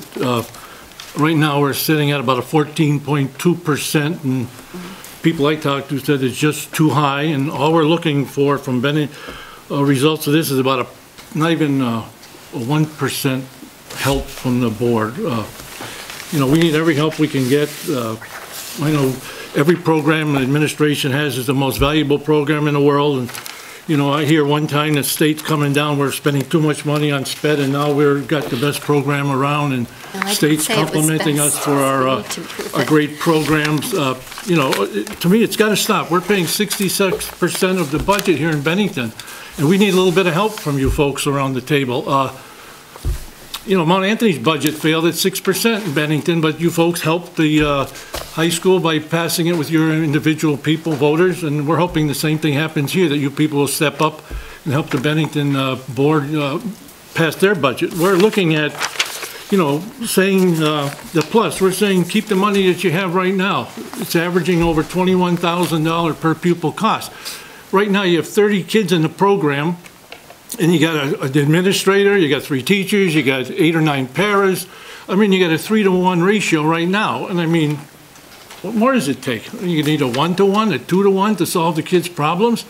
I think that we just spend too much money on programs like this. Yeah, they may be good, but you know, we just don't have the money right now, and Bennington's paying for it. And like I mentioned, what is it? Shasbury doesn't even have any kids in it, and they're getting assessed money as well.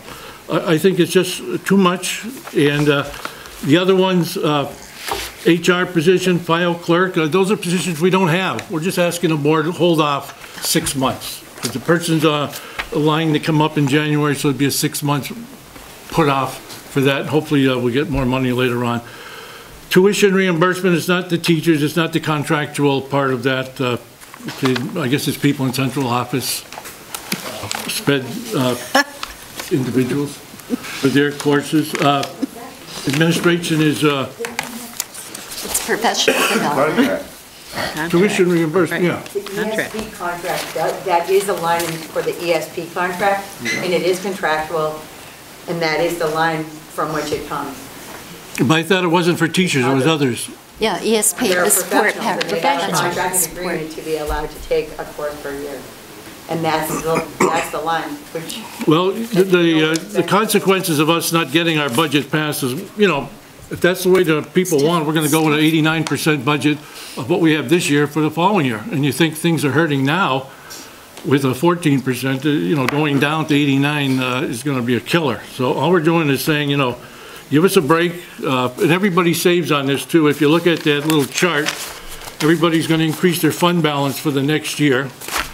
I don't think any youngsters are going to be put away. I mean, if I was put into Plus tomorrow, I'd have two friends and myself in there with another adult. I think they can handle it. If they can't, you know, I don't know. And I hear that we send kindergarten, first and second graders over to Plus too, and there's 7th, 8th graders there. I don't know if the environment. That's why we're separating them. So I just want Yes, but how many in the high school? 8 or 9? I mean, So I just want to make a couple points of clarification. The high school students are now housed at the high school. They're no longer, it's still called the Plus program, but they're not housed in that building. The plan going forward is to put the middle school students at the middle school. So it will in fact be. when you split them up, that means you need more bodies for each one. It's going to be more expensive. Really. I mean, you're going to say we need an administrator for each one of these spots. We need 1 or 2 teachers for each one of these spots. We need paras for these spots. Within the proposed budget. And if you listen to the governor and you listen to the legislators, they're saying, what's going on here? We went from 120,000 kids in this state, we're down to 89,000 kids in this state, and the money we're spending is doubled in the last 10, 15 years. It's ridiculous. We're just spending too much money. More troubled children. And what's going to happen is like they did in Massachusetts and New York, they're going to come and say. Do you want to comment in support of this or not? Sure. Rick had his hand up too.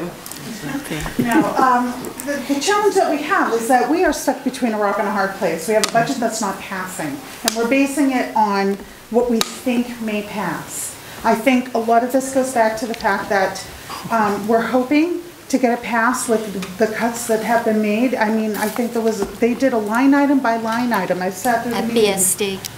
And they looked at each and everything that they could possibly cut. The thing is that when do you stop? I mean, one of the items was actually, no kidding, was actually looked at, was pulling a crossing guard from in front on the Park Street entrance to Benel. You know, when do you make the choice of putting a student in jeopardy to meet a budget? Okay? Just because we're hoping, you know, we're trying to get it passed. The thing is that when you continuously look at where the money is being spent, it's got to come from somewhere. We have not been aggressive with our grants as much as I think we should be. And I do applaud those that have taken the time to write those grants and have gotten them in place. But on the flip side of this, where else is it going to come from if it doesn't come from here? That's just it. If it fails again, what are we going to do? 89%, 89%. You think a 20% increase is bad? Really, seriously. Rick had his hand up, but I have a question which is somewhat off topic but on topic. Because mine's related to kind of what Ken was talking in the splitting of Mount Anthony. Oh. The plan to split Mount Anthony's high school out this year came about, well, about a year ago now, and over the early summer before the school year. That's correct. And the budget had already been set in Plus. It's part of the Plus budget. And the theory was, if that was successful, and we were able to duplicate that at the middle school, that not this budget you're approving because the analysis hadn't been done yet, and we still have to figure out the middle school, but the FY15 budget, right, those expenses will no longer be in Plus. They will be in the Mount Anthony Resource Room because they are wholly owned by Mount Anthony. So, and if that model is successful and it is able to be duplicated in other elementary districts, and I probably am out on a limb here, but we will start to dissect Plus and get them back into the member districts. That's a goal. I don't know if anybody thinks it can happen or not. Yeah. But that's what we're attempting. But you made a comment that Mount Anthony was going to create a lot more expenses. In theory, the way it's worked so far is Mount Anthony was able to bring back a couple of residential placements to help offset that, and that's actually more cost-effective model than it was as a Plus in general. So if that continues to work, it should save money over long haul. And just to add to that, they also have been able to reintegrate a couple of students into the regular high schools. So I think it has shown its success this year. What about the food? I did want to speak up to the fact of the support of the Congress Street School, because we know these students also need their education. And if they can't get it here, the alternative is a much more expensive model, which is residential placement, as Rick so kindly brought up. You know, the ideal is to really have these individuals participate in education, is to have the right staffing in place. It's important we do keep the special ed staffing in place for them, because they can't access their education within our facilities at this time. Having a plan to do so is a great endeavor. But what are we going to do in the interim? We can't just abandon them either. So it really, we have to get creative. We have to look at those line items by line items and see where that money's going to come from. Because once you start failing to provide those supports and services for those special needs students, you will find yourself out of compliance. You will find those students having greater impact on the budget by having the needs for residential placement. And again, all of these issues are really, really big issues, because it all involves students. It involves staff. So Rick, I have a question that has to do with actually revenue. And I really had thought the plan for this meeting had changed from last week to this week. And one of the things that we looked at back in November and December was the FY13 and 14 grant allocations. And I know the sequester has happened since then, and I'm just wondering if there's any way that there's any updated information on some of these grants. And here's just sort of an out-of-the-box thought. So the Medicaid set is a reduction of $300,000 in terms of the grant. Now, I don't know if that's that we're not going to generate it, or if we're not. I know that Medicaid has been held harmless. So is it possible that we don't have the need for a second Medicaid clerk? I mean, is there some other way to look at the revenue versus the expenses? You picked a very precarious one. I did. Would you like me to answer that, or do you want to answer it, Catherine? It's not. What? Well, I'm just asking if there's any changes in the revenues. The projected Medicaid revenue for next year.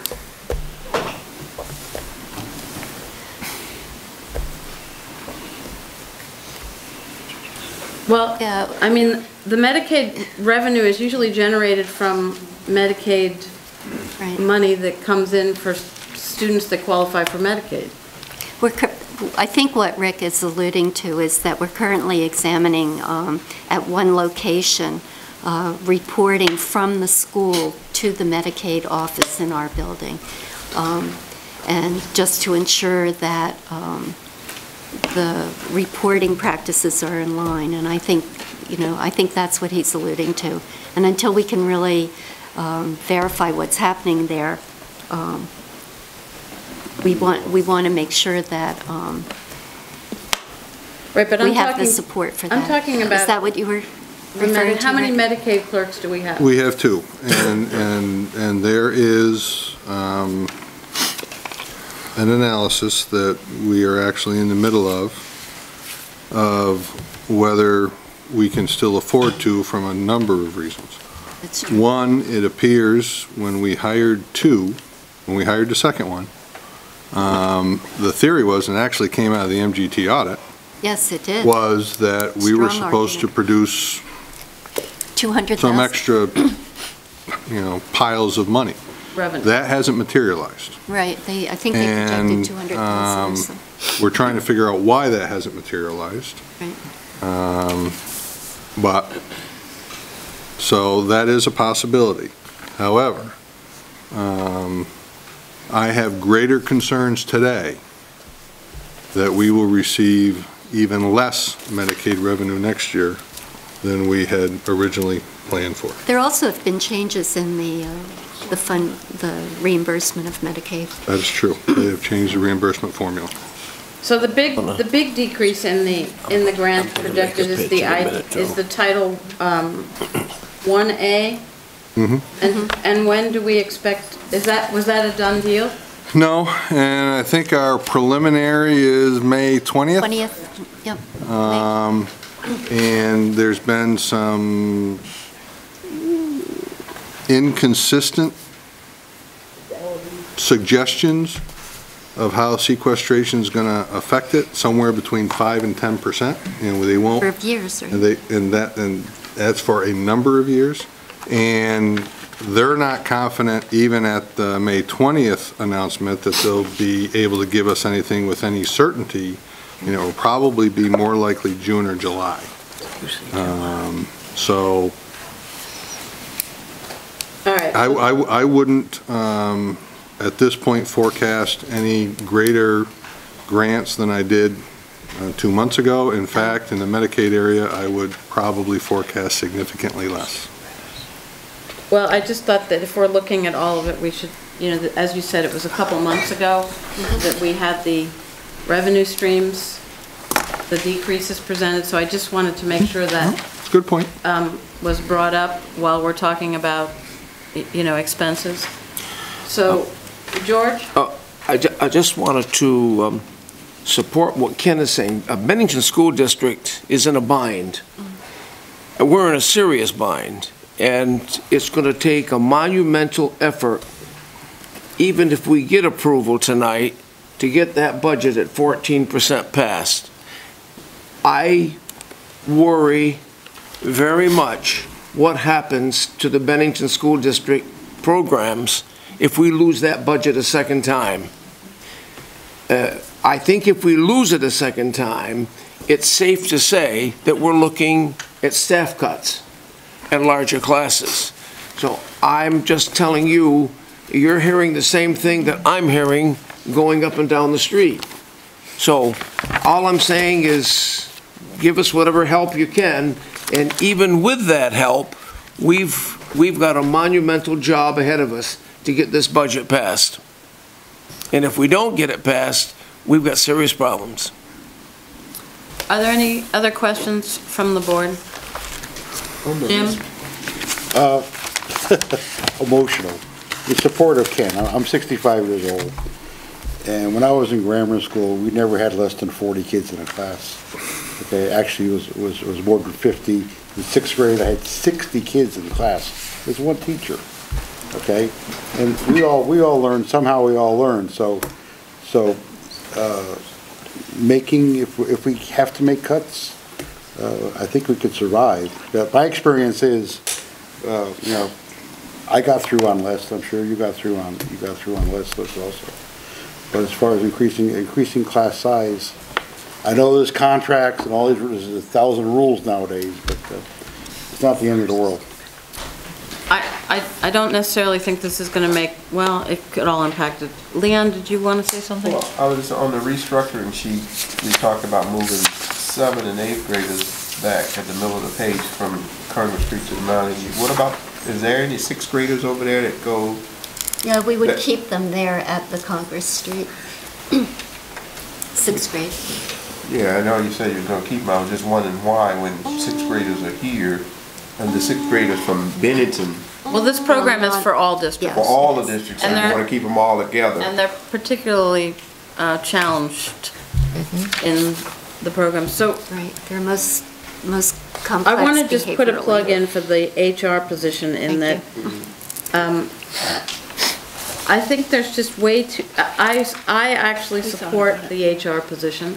I'm not sure that even half a year is going to do it with the amount of needs we have, but it's just, those are just my comments. And if there's a motion, I'll entertain it, but otherwise I would, if there isn't, I would do what I usually do and say, let's just split the, you know, see if we can come up with the half of it if we can't come up with all of it. I'd like to make a motion on each one of these and see what happens. Separate? So separately? Yes, separate, of course. Good idea. All right, so make the first one. I'd make a motion that we cut $207,686 out of the PLUS program. Was there a second? George? Second. Okay, there's a motion and a second made on the $207,686 to cut from the PLUS, the line item for PLUS. Is there any questions or discussion on that one item?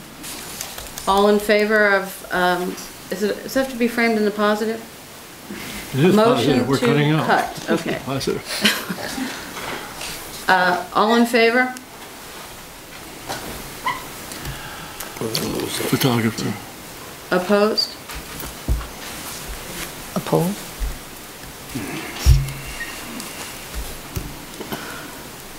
Is there any abstentions or everybody's up? So, I don't know enough. oh, you're abstaining. So the motion failed. So it was 2 in favor and One abstention. 1 abstention, and then 1, 2, 3, 4, 5, 6, 7, 8. Okay? Okay, motion that we cut 50,000 out of the administration account. Second. There's a motion and a second on the 50,000 from the admin line in the SVSU budget. Is there any discussion? All in favor? 1, 2, 3, 1, 2, 3, 4, 5, 6 in favor. Opposed? 1, 2, 1, 2, 3, 4. 5. 5? 1, 2, 3, 4, 5. So what was that?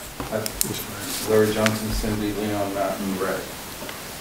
So what was the tally? 6-5. 5 opposed. And 6 in favor? All right, so that motion passed. Yes?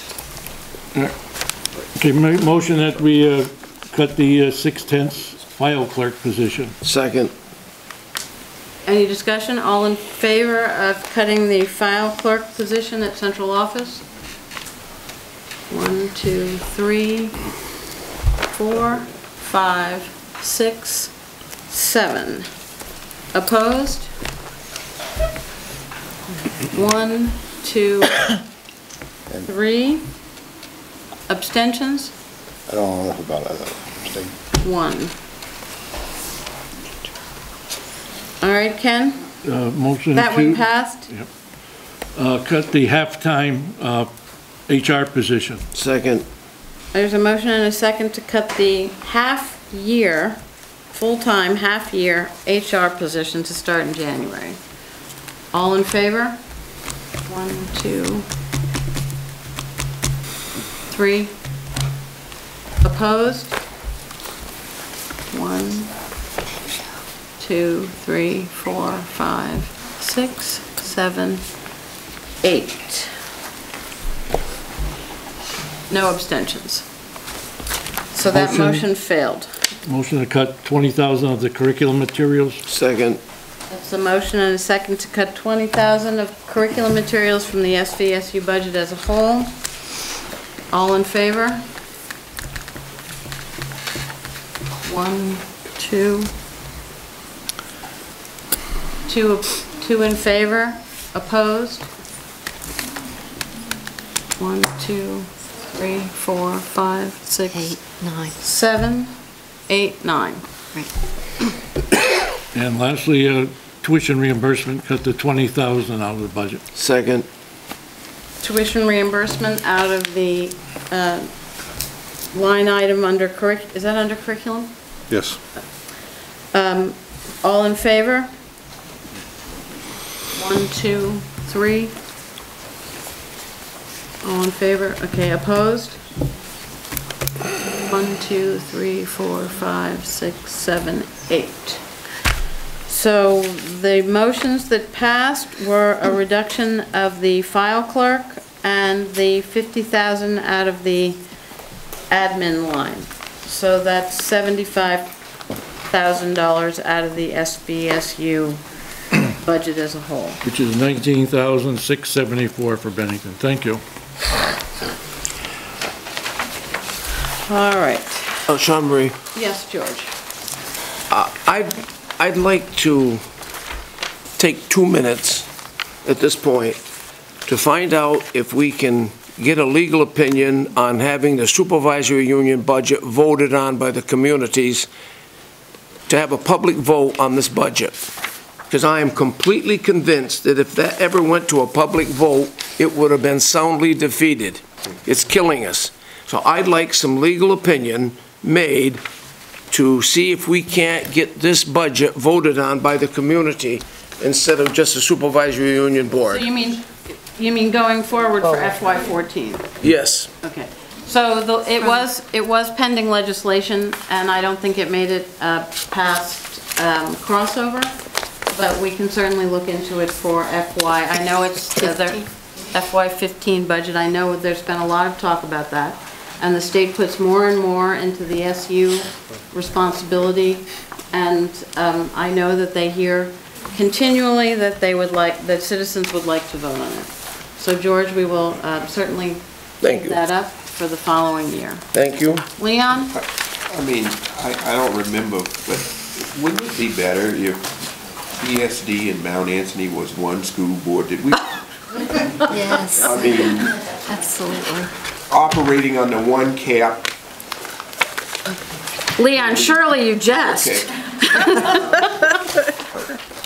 Well, I'm just saying, We'll call Mike, we're doing okay? all these things, and why can't we just go ahead and do that?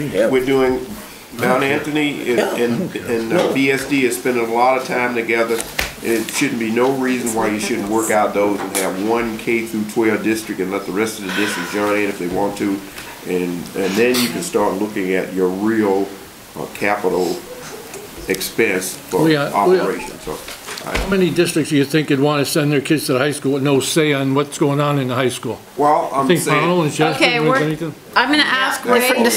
I will put it on the agenda for May if you would like. Ray? Well, I just thought that, you know, we Just trying to did a save red. money I was sometimes. gonna say, years that on a sounds red. like the red, which went Well. pink. Mr. Molyneux? Oh, thank you. I just wanted to say I would have voted for some of these things for Bennington, but I view this as basically voting for a brand-new budget for the SU, and since there was no consideration given to our requests in this, I feel that we were attacked for having voted for the previous budget when we requested reductions, expressing my disapproval of not being given consideration here by not voting for this, in effect, new budget. Thank you. Duly noted, Ray. Ken? Just let Ray know that I would have voted for all your cuts if they didn't pass some of the money back onto Bennington. We have to cut as much as possible. Well, see, I agree with you there, and I would not have, we did receive through Glenn's work with Rick, potential cuts that would have been redistributed, and I don't think that's fair because our principle is that we don't pay for things we don't receive, and you shouldn't either. So what I'm going to do is I'm going to rearrange this again. I think it would be fairly simple, although nothing is ever what I think it is. Under number 6, we have the rescinding of the executive committee. Under 6? Number 6. Number 8. Oh, I'm looking at mine that should have been posted. What number? 8. Okay, I'm skipping to 8. To rescind the executive committee policy, which I didn't, it will look like this on our website, so that the policy will still remain a number. It will say rescinded if we vote in the affirmative, and it will say at the bottom, SVSU voted April 24th to rescind this policy. So, I'll make a motion. I think it's you, Mike, George. I'll second it. All right, is there any, I'll pass this around so you can take a look. Is there any discussion? One thing, it's correctly spelled on your pages there, but it's not correctly spelled on the agenda. It's just the second page. Should be an additional S. Rescind. Yes. And it's in caps on the agenda. It's a two-page thing. It's a two-page thing. It's a 2-page, sorry. All right, all in favor of rescinding the executive committee policy? Oh, I'm sorry, Mr. Policy. Who's going to say what the rationale was behind the rescinding? And you're right, we should say. You should, somebody. Yeah. Oh, you have your kazoo. I do. Donna Cawley, do you see that? She has her kazoo.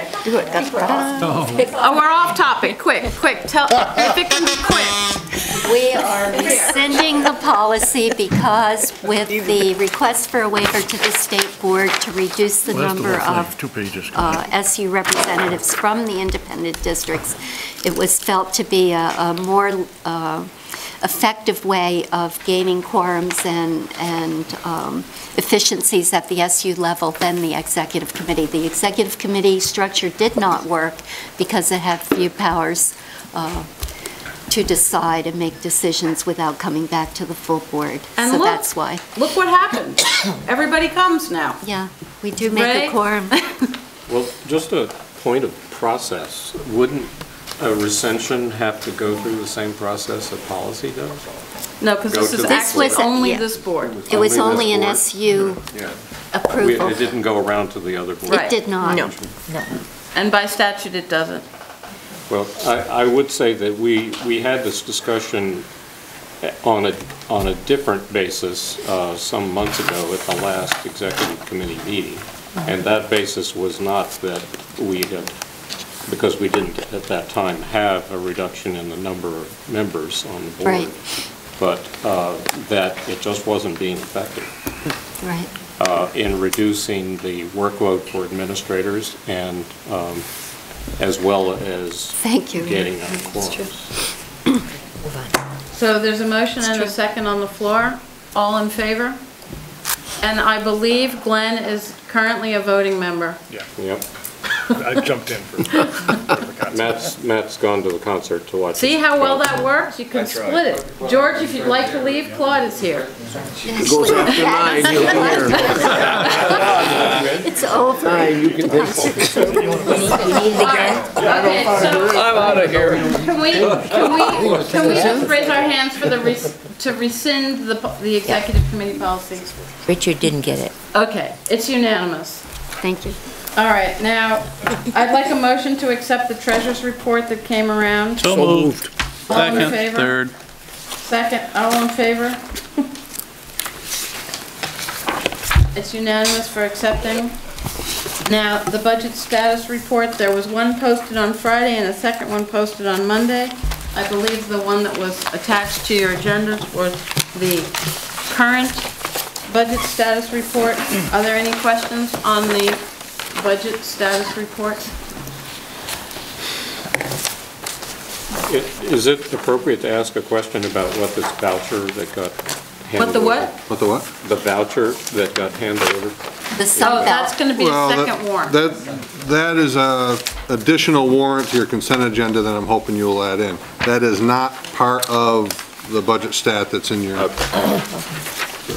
Okay, all in favor of, well, it's just accepting.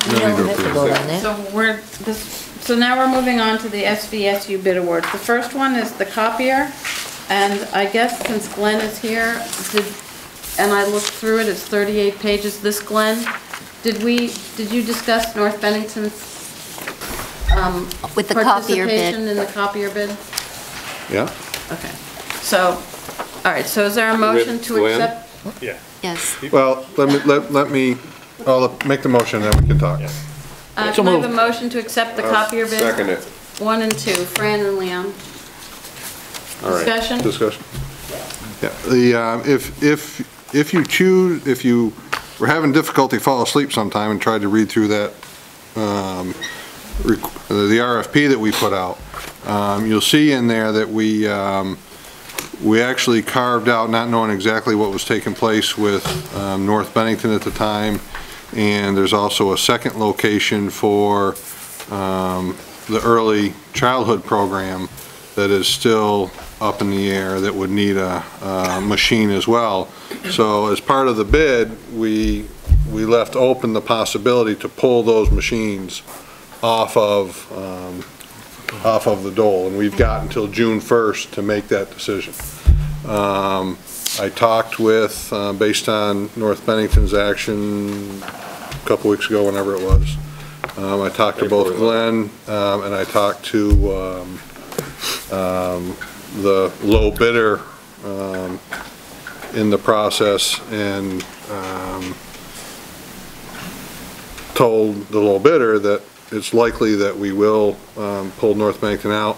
That savings, that reduction is about $2,300. It's not a lot of money. I would ask you to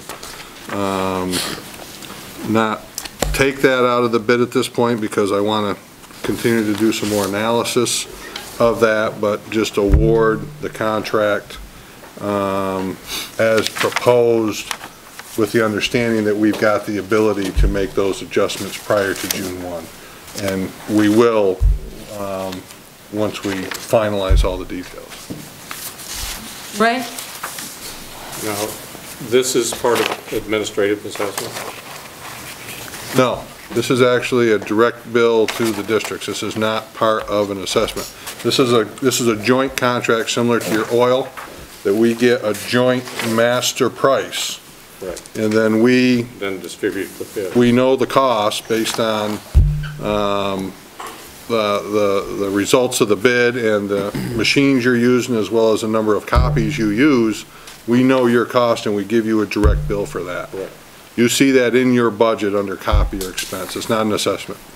And, well, fine, that's enough. Is there a recommendation to accept this or pass this? My recommendation is, as written, to accept the low bidder. And that is, Albany. Well, it's a RICO piece of equipment. It's Business Advantage, or who's the company here? Central Business. It's out of Albany. Yeah, it's out of Albany. They've changed names a couple of times. It is Central Business Equipment, a repeat business company, right? Yep. So, do we have a motion and a second? We do, at 1 and 2 over there. Sean Marie, I just wanted to ask for clarification or information from Rick. How many bids did we get? 1, 2, There's 6 or 7 of them there, right? 5. 5? And this one that you're recommending is the one that we've had for a number of years. And was the bidding close? Here you go, George. It was, I have one request. they gave us we're actually getting much higher technology equipment than we've had. They will, I think all but 2 will be networked in from anywhere in the buildings they can be printed to. We only have that in a few machines now. So, and it's actually about $12,000 less than we've paid over the last 3 years. I think that's a function of 1, technology cost coming down, as well as 2, we had a very competitive environment for the bid. So it was very favorable in our favor. So I'll ask Avis for her question, but I have one request, that when we get these bids, that somewhere on it, it has the date, either of the meeting or, like we do with policies or job descriptions, because there's no actual, like today's date or yesterday's date on the request. Avis? I apologize, old lady hearing here. I may have missed some of the stuff coming across the table. I want to make it very clear in my mind. You have left open the option for North Bennington to withdraw. Is that clear? Correct. Okay. All in favor, all in favor of this bid for, did you get the wording, Richard? Okay. All in favor? Chip says move it along. Opposed? Abstentions? 2. The next bid, this is the one I had actually, I had a couple questions about, from board members, as well as questions myself, and I'm not sure who can answer them. My first question would be... It'll be a team approach. It'll be definitely a team My approach. first question will be, is this bid still, or are these bids still viable? We confirmed that 2 days ago. The company is still guaranteeing the price. What's going around now is the one that was posted had a monthly word written above the That was a typographical error. chart, and it is actually an annual support charge. So the new one is going around. Ray, I know you had a question about the infinite campus, the non-applicable wording in in there. Yes. We okay with this? That would be a frank answer. Sorry. When you give your question, that's going to be a frank answer. A frank answer, Frank, okay. Ray has a We're question. going to tag team all these answers. All right, so my question is, why isn't it infinite campus? And why isn't it? Because that's the system that we use, and presumably they have a module for this, right? Oh. Yes, they do. I'm sorry, did you finish your question? Yes, Did I definitely. leave in there too quickly? Okay. Infinite Campus does have a module. They can put it into place. It is an extra cost. What they didn't tell us though, what we didn't know, what they didn't tell us, when they told us that they could offer that module, is that they would not offer the module unless the entire state goes to dedicated campus. So that's what is up to that. Okay. So Ray, is your question bigger than that? The question is in a bigger why are they not able to do it? There is another question, yes. Okay. And that question is, given our situation at the moment with the special ed program, do we want to be making this decision now, or do we want to wait to a point when we actually have reorganized? That way. To whom am I directing my gaze? Karen Burnell. Karen Burnell has some experience in a training session with Goldview, and so she can explain how it will assist in our accountability and effectiveness in special education and answer some of the areas of concerns that parents had earlier this year. So I understand your question. Why would we be making a change right now? Goldview is a... It is a change. We have a program now? No, we do not. We do not. We just have Infinite Campus at the moment. Right, which is not a special ed data management IEP writing evaluation system. It's just our general student management. What Goldview would provide for us, there's two systems in the state of Vermont that's primarily used. One is Goldview and the other is SpedDocs, which you see on your bid. And both of those systems are accountability. Not only do they assist special educators in doing their work, but they also have built-in accountability.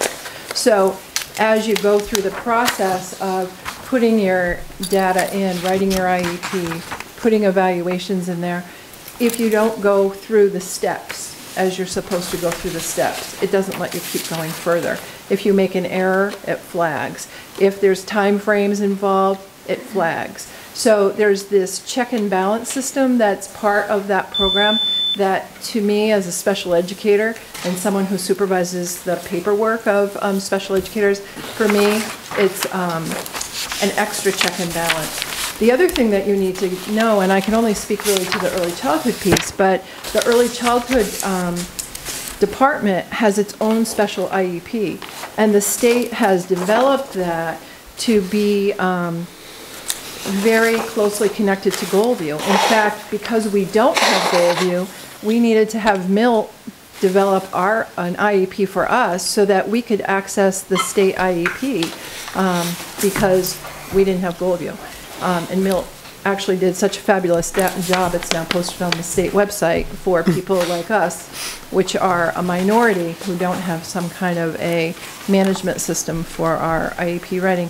There's some other really exciting things about Goldview too, is that there's IEP banks and there's evaluation, say that you use a particular evaluation tool. The company works very, very closely with the state of Vermont, so you can put in the students' information as far as their test results, and it helps with the analysis of the testing, helps with some recommendations. There's IEP banks so that you can go in. What do you mean by an IEP bank? I'll tell you. So when you're going into an IEP and you're saying, this child, this is the strengths and challenges, this is what we need to work on, you can plug in written language, and there'll be a whole host of well-written, measurable, observable objectives that you can look at and choose from. It doesn't mean that you're going to cut and paste. You still want to be individualized because that's what IEPs are. But it's got resources for us as well as the check and balance. The company will personalize it. I know they worked with the early childhood staff to pull together the IEP within weeks of it being released from the state. They actually meet once a week, either by phone. Actually, they do. They converse by phone weekly to see what the state issues are around our forms, what we need. And there's actually this troubleshooting team that supports it for the users of the product. So it is tailored to Vermont's Yes. special ed. Yes, and what you need, and there's new rules, perhaps, that are... I'm sending them to you right now. Thank you. That were just recently approved, that will take effect in July, They go through LCAR, though. They go through the legislative committee now. Right, but we don't expect a problem, correct? No. But, so we'll have new rules, new forms, everything in July, so Goldview will take that, make it, get it all into their system, and then it'll be part of the training that we have. Okay, and this is being done not manually, but on Infinite Campus now, but with less support. It is not being done on Infinite Campus. It's just being done manually. Yes. Okay, and this is one of the things that Lori and other parents have complained about is their paperwork is not. There's errors. There are errors. There's omissions. People cut and paste, and there's a lot of issues that have been raised by parents, and we need to really address that. And this system, from what I understand, I haven't used it, I've just been to a day-long training, would not allow those things to happen. Okay, I'm going to do a time check for us. Yep. Lori or Donna? Can I just also add? You get 2 minutes. I'll give you 60 seconds. Okay. This is not new technology. This is a newer database management system. I'm very familiar with SpedDocs. I used that probably 11 years ago. Yeah. But So I'm not this is complaining something- about it being new. I just want to know that No, it's and required. I just wanted to make that clear that it's not something that we're looking at advocating for because it's just new and up and coming. Goldview is something that I've been asking the special ed department to adopt for years now in this district. Lori, you get 30 seconds, and then Leon. Well, no, I wanted to make, before the 30 seconds is, I just wanted to know how many, and I don't mean any harm, public comments that we have to have, because we supposed to have, and I'm saying operation of the board, public comments, and then the board is supposed to deliver the rest of the night. Okay, so I'm gonna So- disagree with you, Leon. Well, that's. The way it's a public meeting, it's not a meeting of the public, but It's a meeting in the public. Public in the comments are for comments that are not specific to agenda items.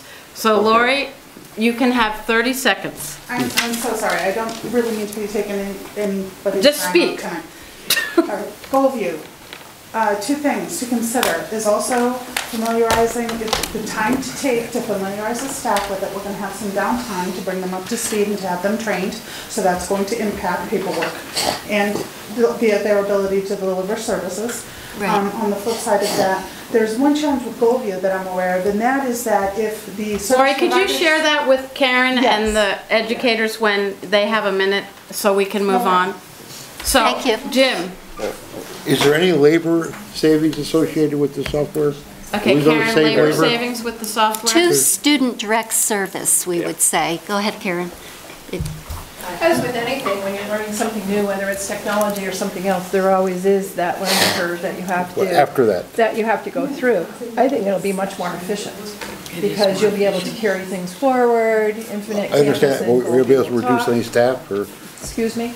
I can't hear. are we gonna be able to reduce any staff at all? No, but they would be, perhaps as they get more efficient with it, have more direct service delivery time that we could be. I look at it from a quality control. So you know what, we have chatter going on, so I'm going to move us along because I don't like listening to 3 conversations going on.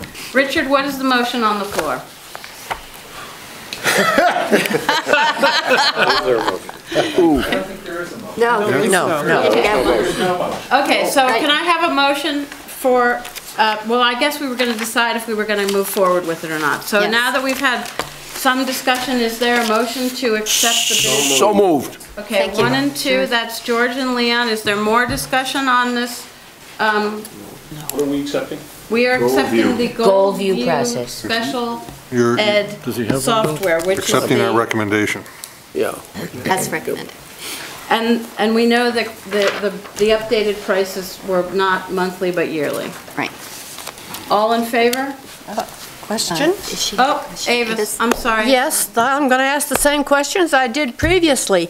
Is there provision to exempt North Bennington from this expense because they will not be using it? Not necessary in this particular case. Go ahead, Rick. It's Okay. being purchased through IDAB grant funds, so it's not affecting any of the districts. No. Okay. Thank you, Avis. All in favor? It's unanimous. Thank you very much. So I'm going to skip down to the consent agenda. Here it is, revised. It's a revised consent agenda? Well, I'm asking for it to be, well, It's a probably revised- amended. Did you Yeah, get that it needs in? to be amended. So we have a revised agenda because we have the addition for the nomination of the long-term sub, a request for her leave of absence, and Rick has an additional warrant to add that is not on there. So, just make sure Richard has this and the addition of the warrant. What's the warrant number? The 2015 added. 13 added to the warrant that's on the consent agenda. Are there any questions on the revised consent agenda? So she's asking for a leave, not... Right, a leave to assume the long-term sub position. Right. And the panel obviously is aware of it. And they have authorized it. We voted it last night. They have authorized. So are there any questions on the minutes, warrants, resignations, leave of absences, or nominations? Just one, could you tell me what this is that you passed out? Sure. This is a vendor that, actually Karen or Donna should probably answer the details, but it's a vendor for OT services that was hired in December. That we are catching up the payment of invoices at this point, and you'll be seeing significant numbers over the next couple of meetings to, we have difficulty finding OT Yes, we did. services, so we had to. That's correct. farm it out. I'm just going to interject here. The parents have come many, many times to ask about the OT services for special ed, and we were not able to hire someone, so they were contracted out. Okay. So are there any other questions on this, Leon? On the resignations, should that be on the board for retirement, or did I read that wrong, Mr. Carroll? Isn't that a retirement? It's do you have the revised consent agenda? It's on the, well, I guess, yes, it says revised, it's on the resignation versus retirement. No. No, The other way around. No. Did I get it wrong? when I Yes. read it? It should be on the retirement, I thought. Yeah. No. No, oh, okay. The No. revised is saying, that- okay. All in favor of the consent agenda? As revised and amended. Revised and amended. What's the think it's- difference here? Well, this, Glenn, is your hand up? Yes, okay. It I was got to amend the unanimous. revision. Unanimous. Thank you, Okay, Richard. so I am going to move down to personnel. And the personnel, the item that was left off of personnel was an update from the personnel committee. We have 10 minutes. So the first motion that Catherine is going to present is about a reduction in force for SVSU employed teachers and paraprofessionals. With the unknown status of the VSD budget, as well as the possible reduction in the federal funds that the SVSU receives for the 2013-14 school year, we must consider these reductions. With your support for this motion, there would be a reduction in force of teachers and paras within the SVSU and in the SVSU. The teachers' collective bargaining agreement requires that we notify teachers of a reduction in force on or before May 15th, so we must do that at this meeting. We anticipate issuing the teacher reduction in force notices on or before May 15th, and then the paraprofessionals on June 3rd. In the SVSU, the reductions in force will be 10 special education teachers, 8 title teachers, and 15 paraprofessionals. We are going as deep as we feel we need to go until we know our funding from the federal government. And also the result of the May 1st meeting with BSD in terms of the resource room teachers. Give us those numbers again. Yes. In SVSU, there'll be 10 special education teachers, 8 title teachers, and 15 paraprofessionals. 15? Does this include possible movement from North Bennington? It includes it. So there's a motion typed out for SU. Do you want to read the motion, Ken? You want to read that motion? Sure. I move to reduce in force 10 SVSU special ed education teachers, 8 SVSU title teachers, and 15 SVSU paraprofessionals. Is there a second? Second. Just clarification. Yep. This is a reduction in force, so teachers are given a warning, and as budgets are passed and we see where we end up, they have a recall right back. There's no regular classroom teachers in here, they're all... Not in SU.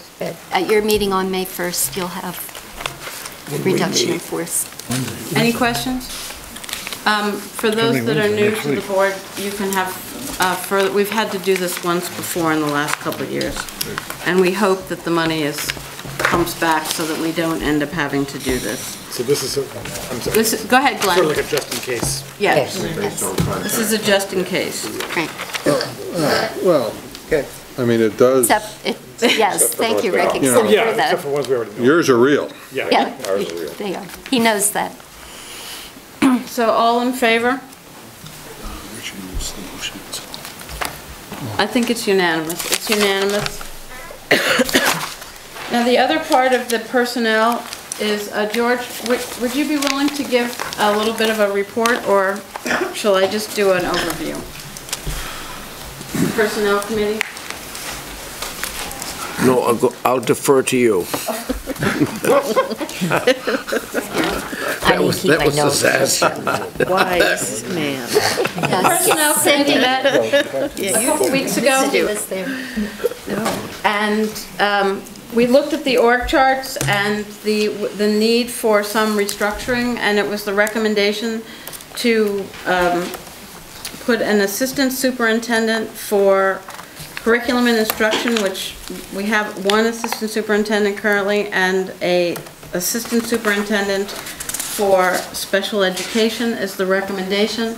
The coordinator jobs that were, one was funded in this coming budget, and one was funded in the current year but is currently empty, would make this change cost neutral.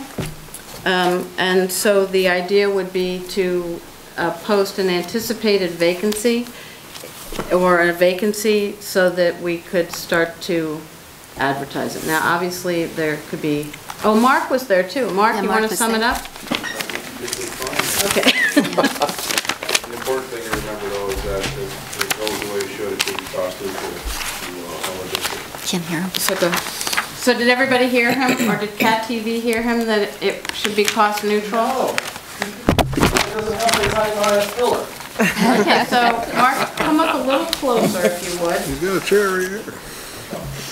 How about that microphone over there? That seems nice.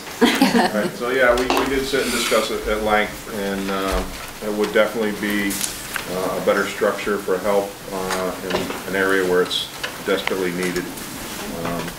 And like I said, it's going to be cost neutral. The question we did have is, how does that affect by not having those two coordinators? Because point in time, the discussion was that they felt that it would be beneficial to have the coordinator and not the, or the, I'm sorry, not the second instead of having the coordinator. So are there questions on that particular one? And then I'll ask Mark to elaborate on one other thing. How does everybody feel? Is there a motion? Do you want to make a motion? To post an anticipated assistant superintendent for student services, I'm sorry. And not fill the 2 coordinator positions. George, do you want to make that motion? So moved. Second. Second, yeah. Is that correct, Catherine? Is that correct? Yeah, I think there's a part-time coordinator left in the title grant, Rick. But we'll check that. Yeah, for the $50,000 that was reduced. Did we reduce it? Yes, we reduced this by 50. The $50,000 that was taken out in the admin before, I believe you still have enough money to do. Yeah, but that was one of the motions that passed, right? Was reducing the 50,000. Yes. No? Yeah. No, it passed to reduce it. Yeah. It did pass to reduce It it. passed to get rid of it. Right. That's right. what I'm saying. Right, it did. It will You still- cut $50,000. Yes, that's right. But it still will be, Which is part of this pool of money, but it'll still be if what you're cost neutral. attempting to do is what I believe you're attempting to do, you still should be okay. Yes, it should, from what you and I and Mary discussed. It's true. So is there a motion? It was. So moved. And I Second? seconded it. I did. All in favor? Hour ago. Thank you. Opposed? Abstention? So the minutes from the Personnel Committee will be posted tomorrow. And one of the other, there was we were met for 2 hours, and we would like to, the committee is recommending that all non-union contract be updated. And since that time, is Dina still here? She is. Dina has volunteered before our next meeting, free of charge, to make a number of templates for us in coordination with Marie. So we will be able to see those on May 16th at the next personnel meeting. It is an open and warned meeting. The minutes will be, as I said, they'll be posted tomorrow. I think Richard recently sent them to me. There are a few corrections, but so about that. Thank you, Dina. Thank you, Dina. And Dina, Marie, have you spoken to Dina? No, and I'm not going to anymore.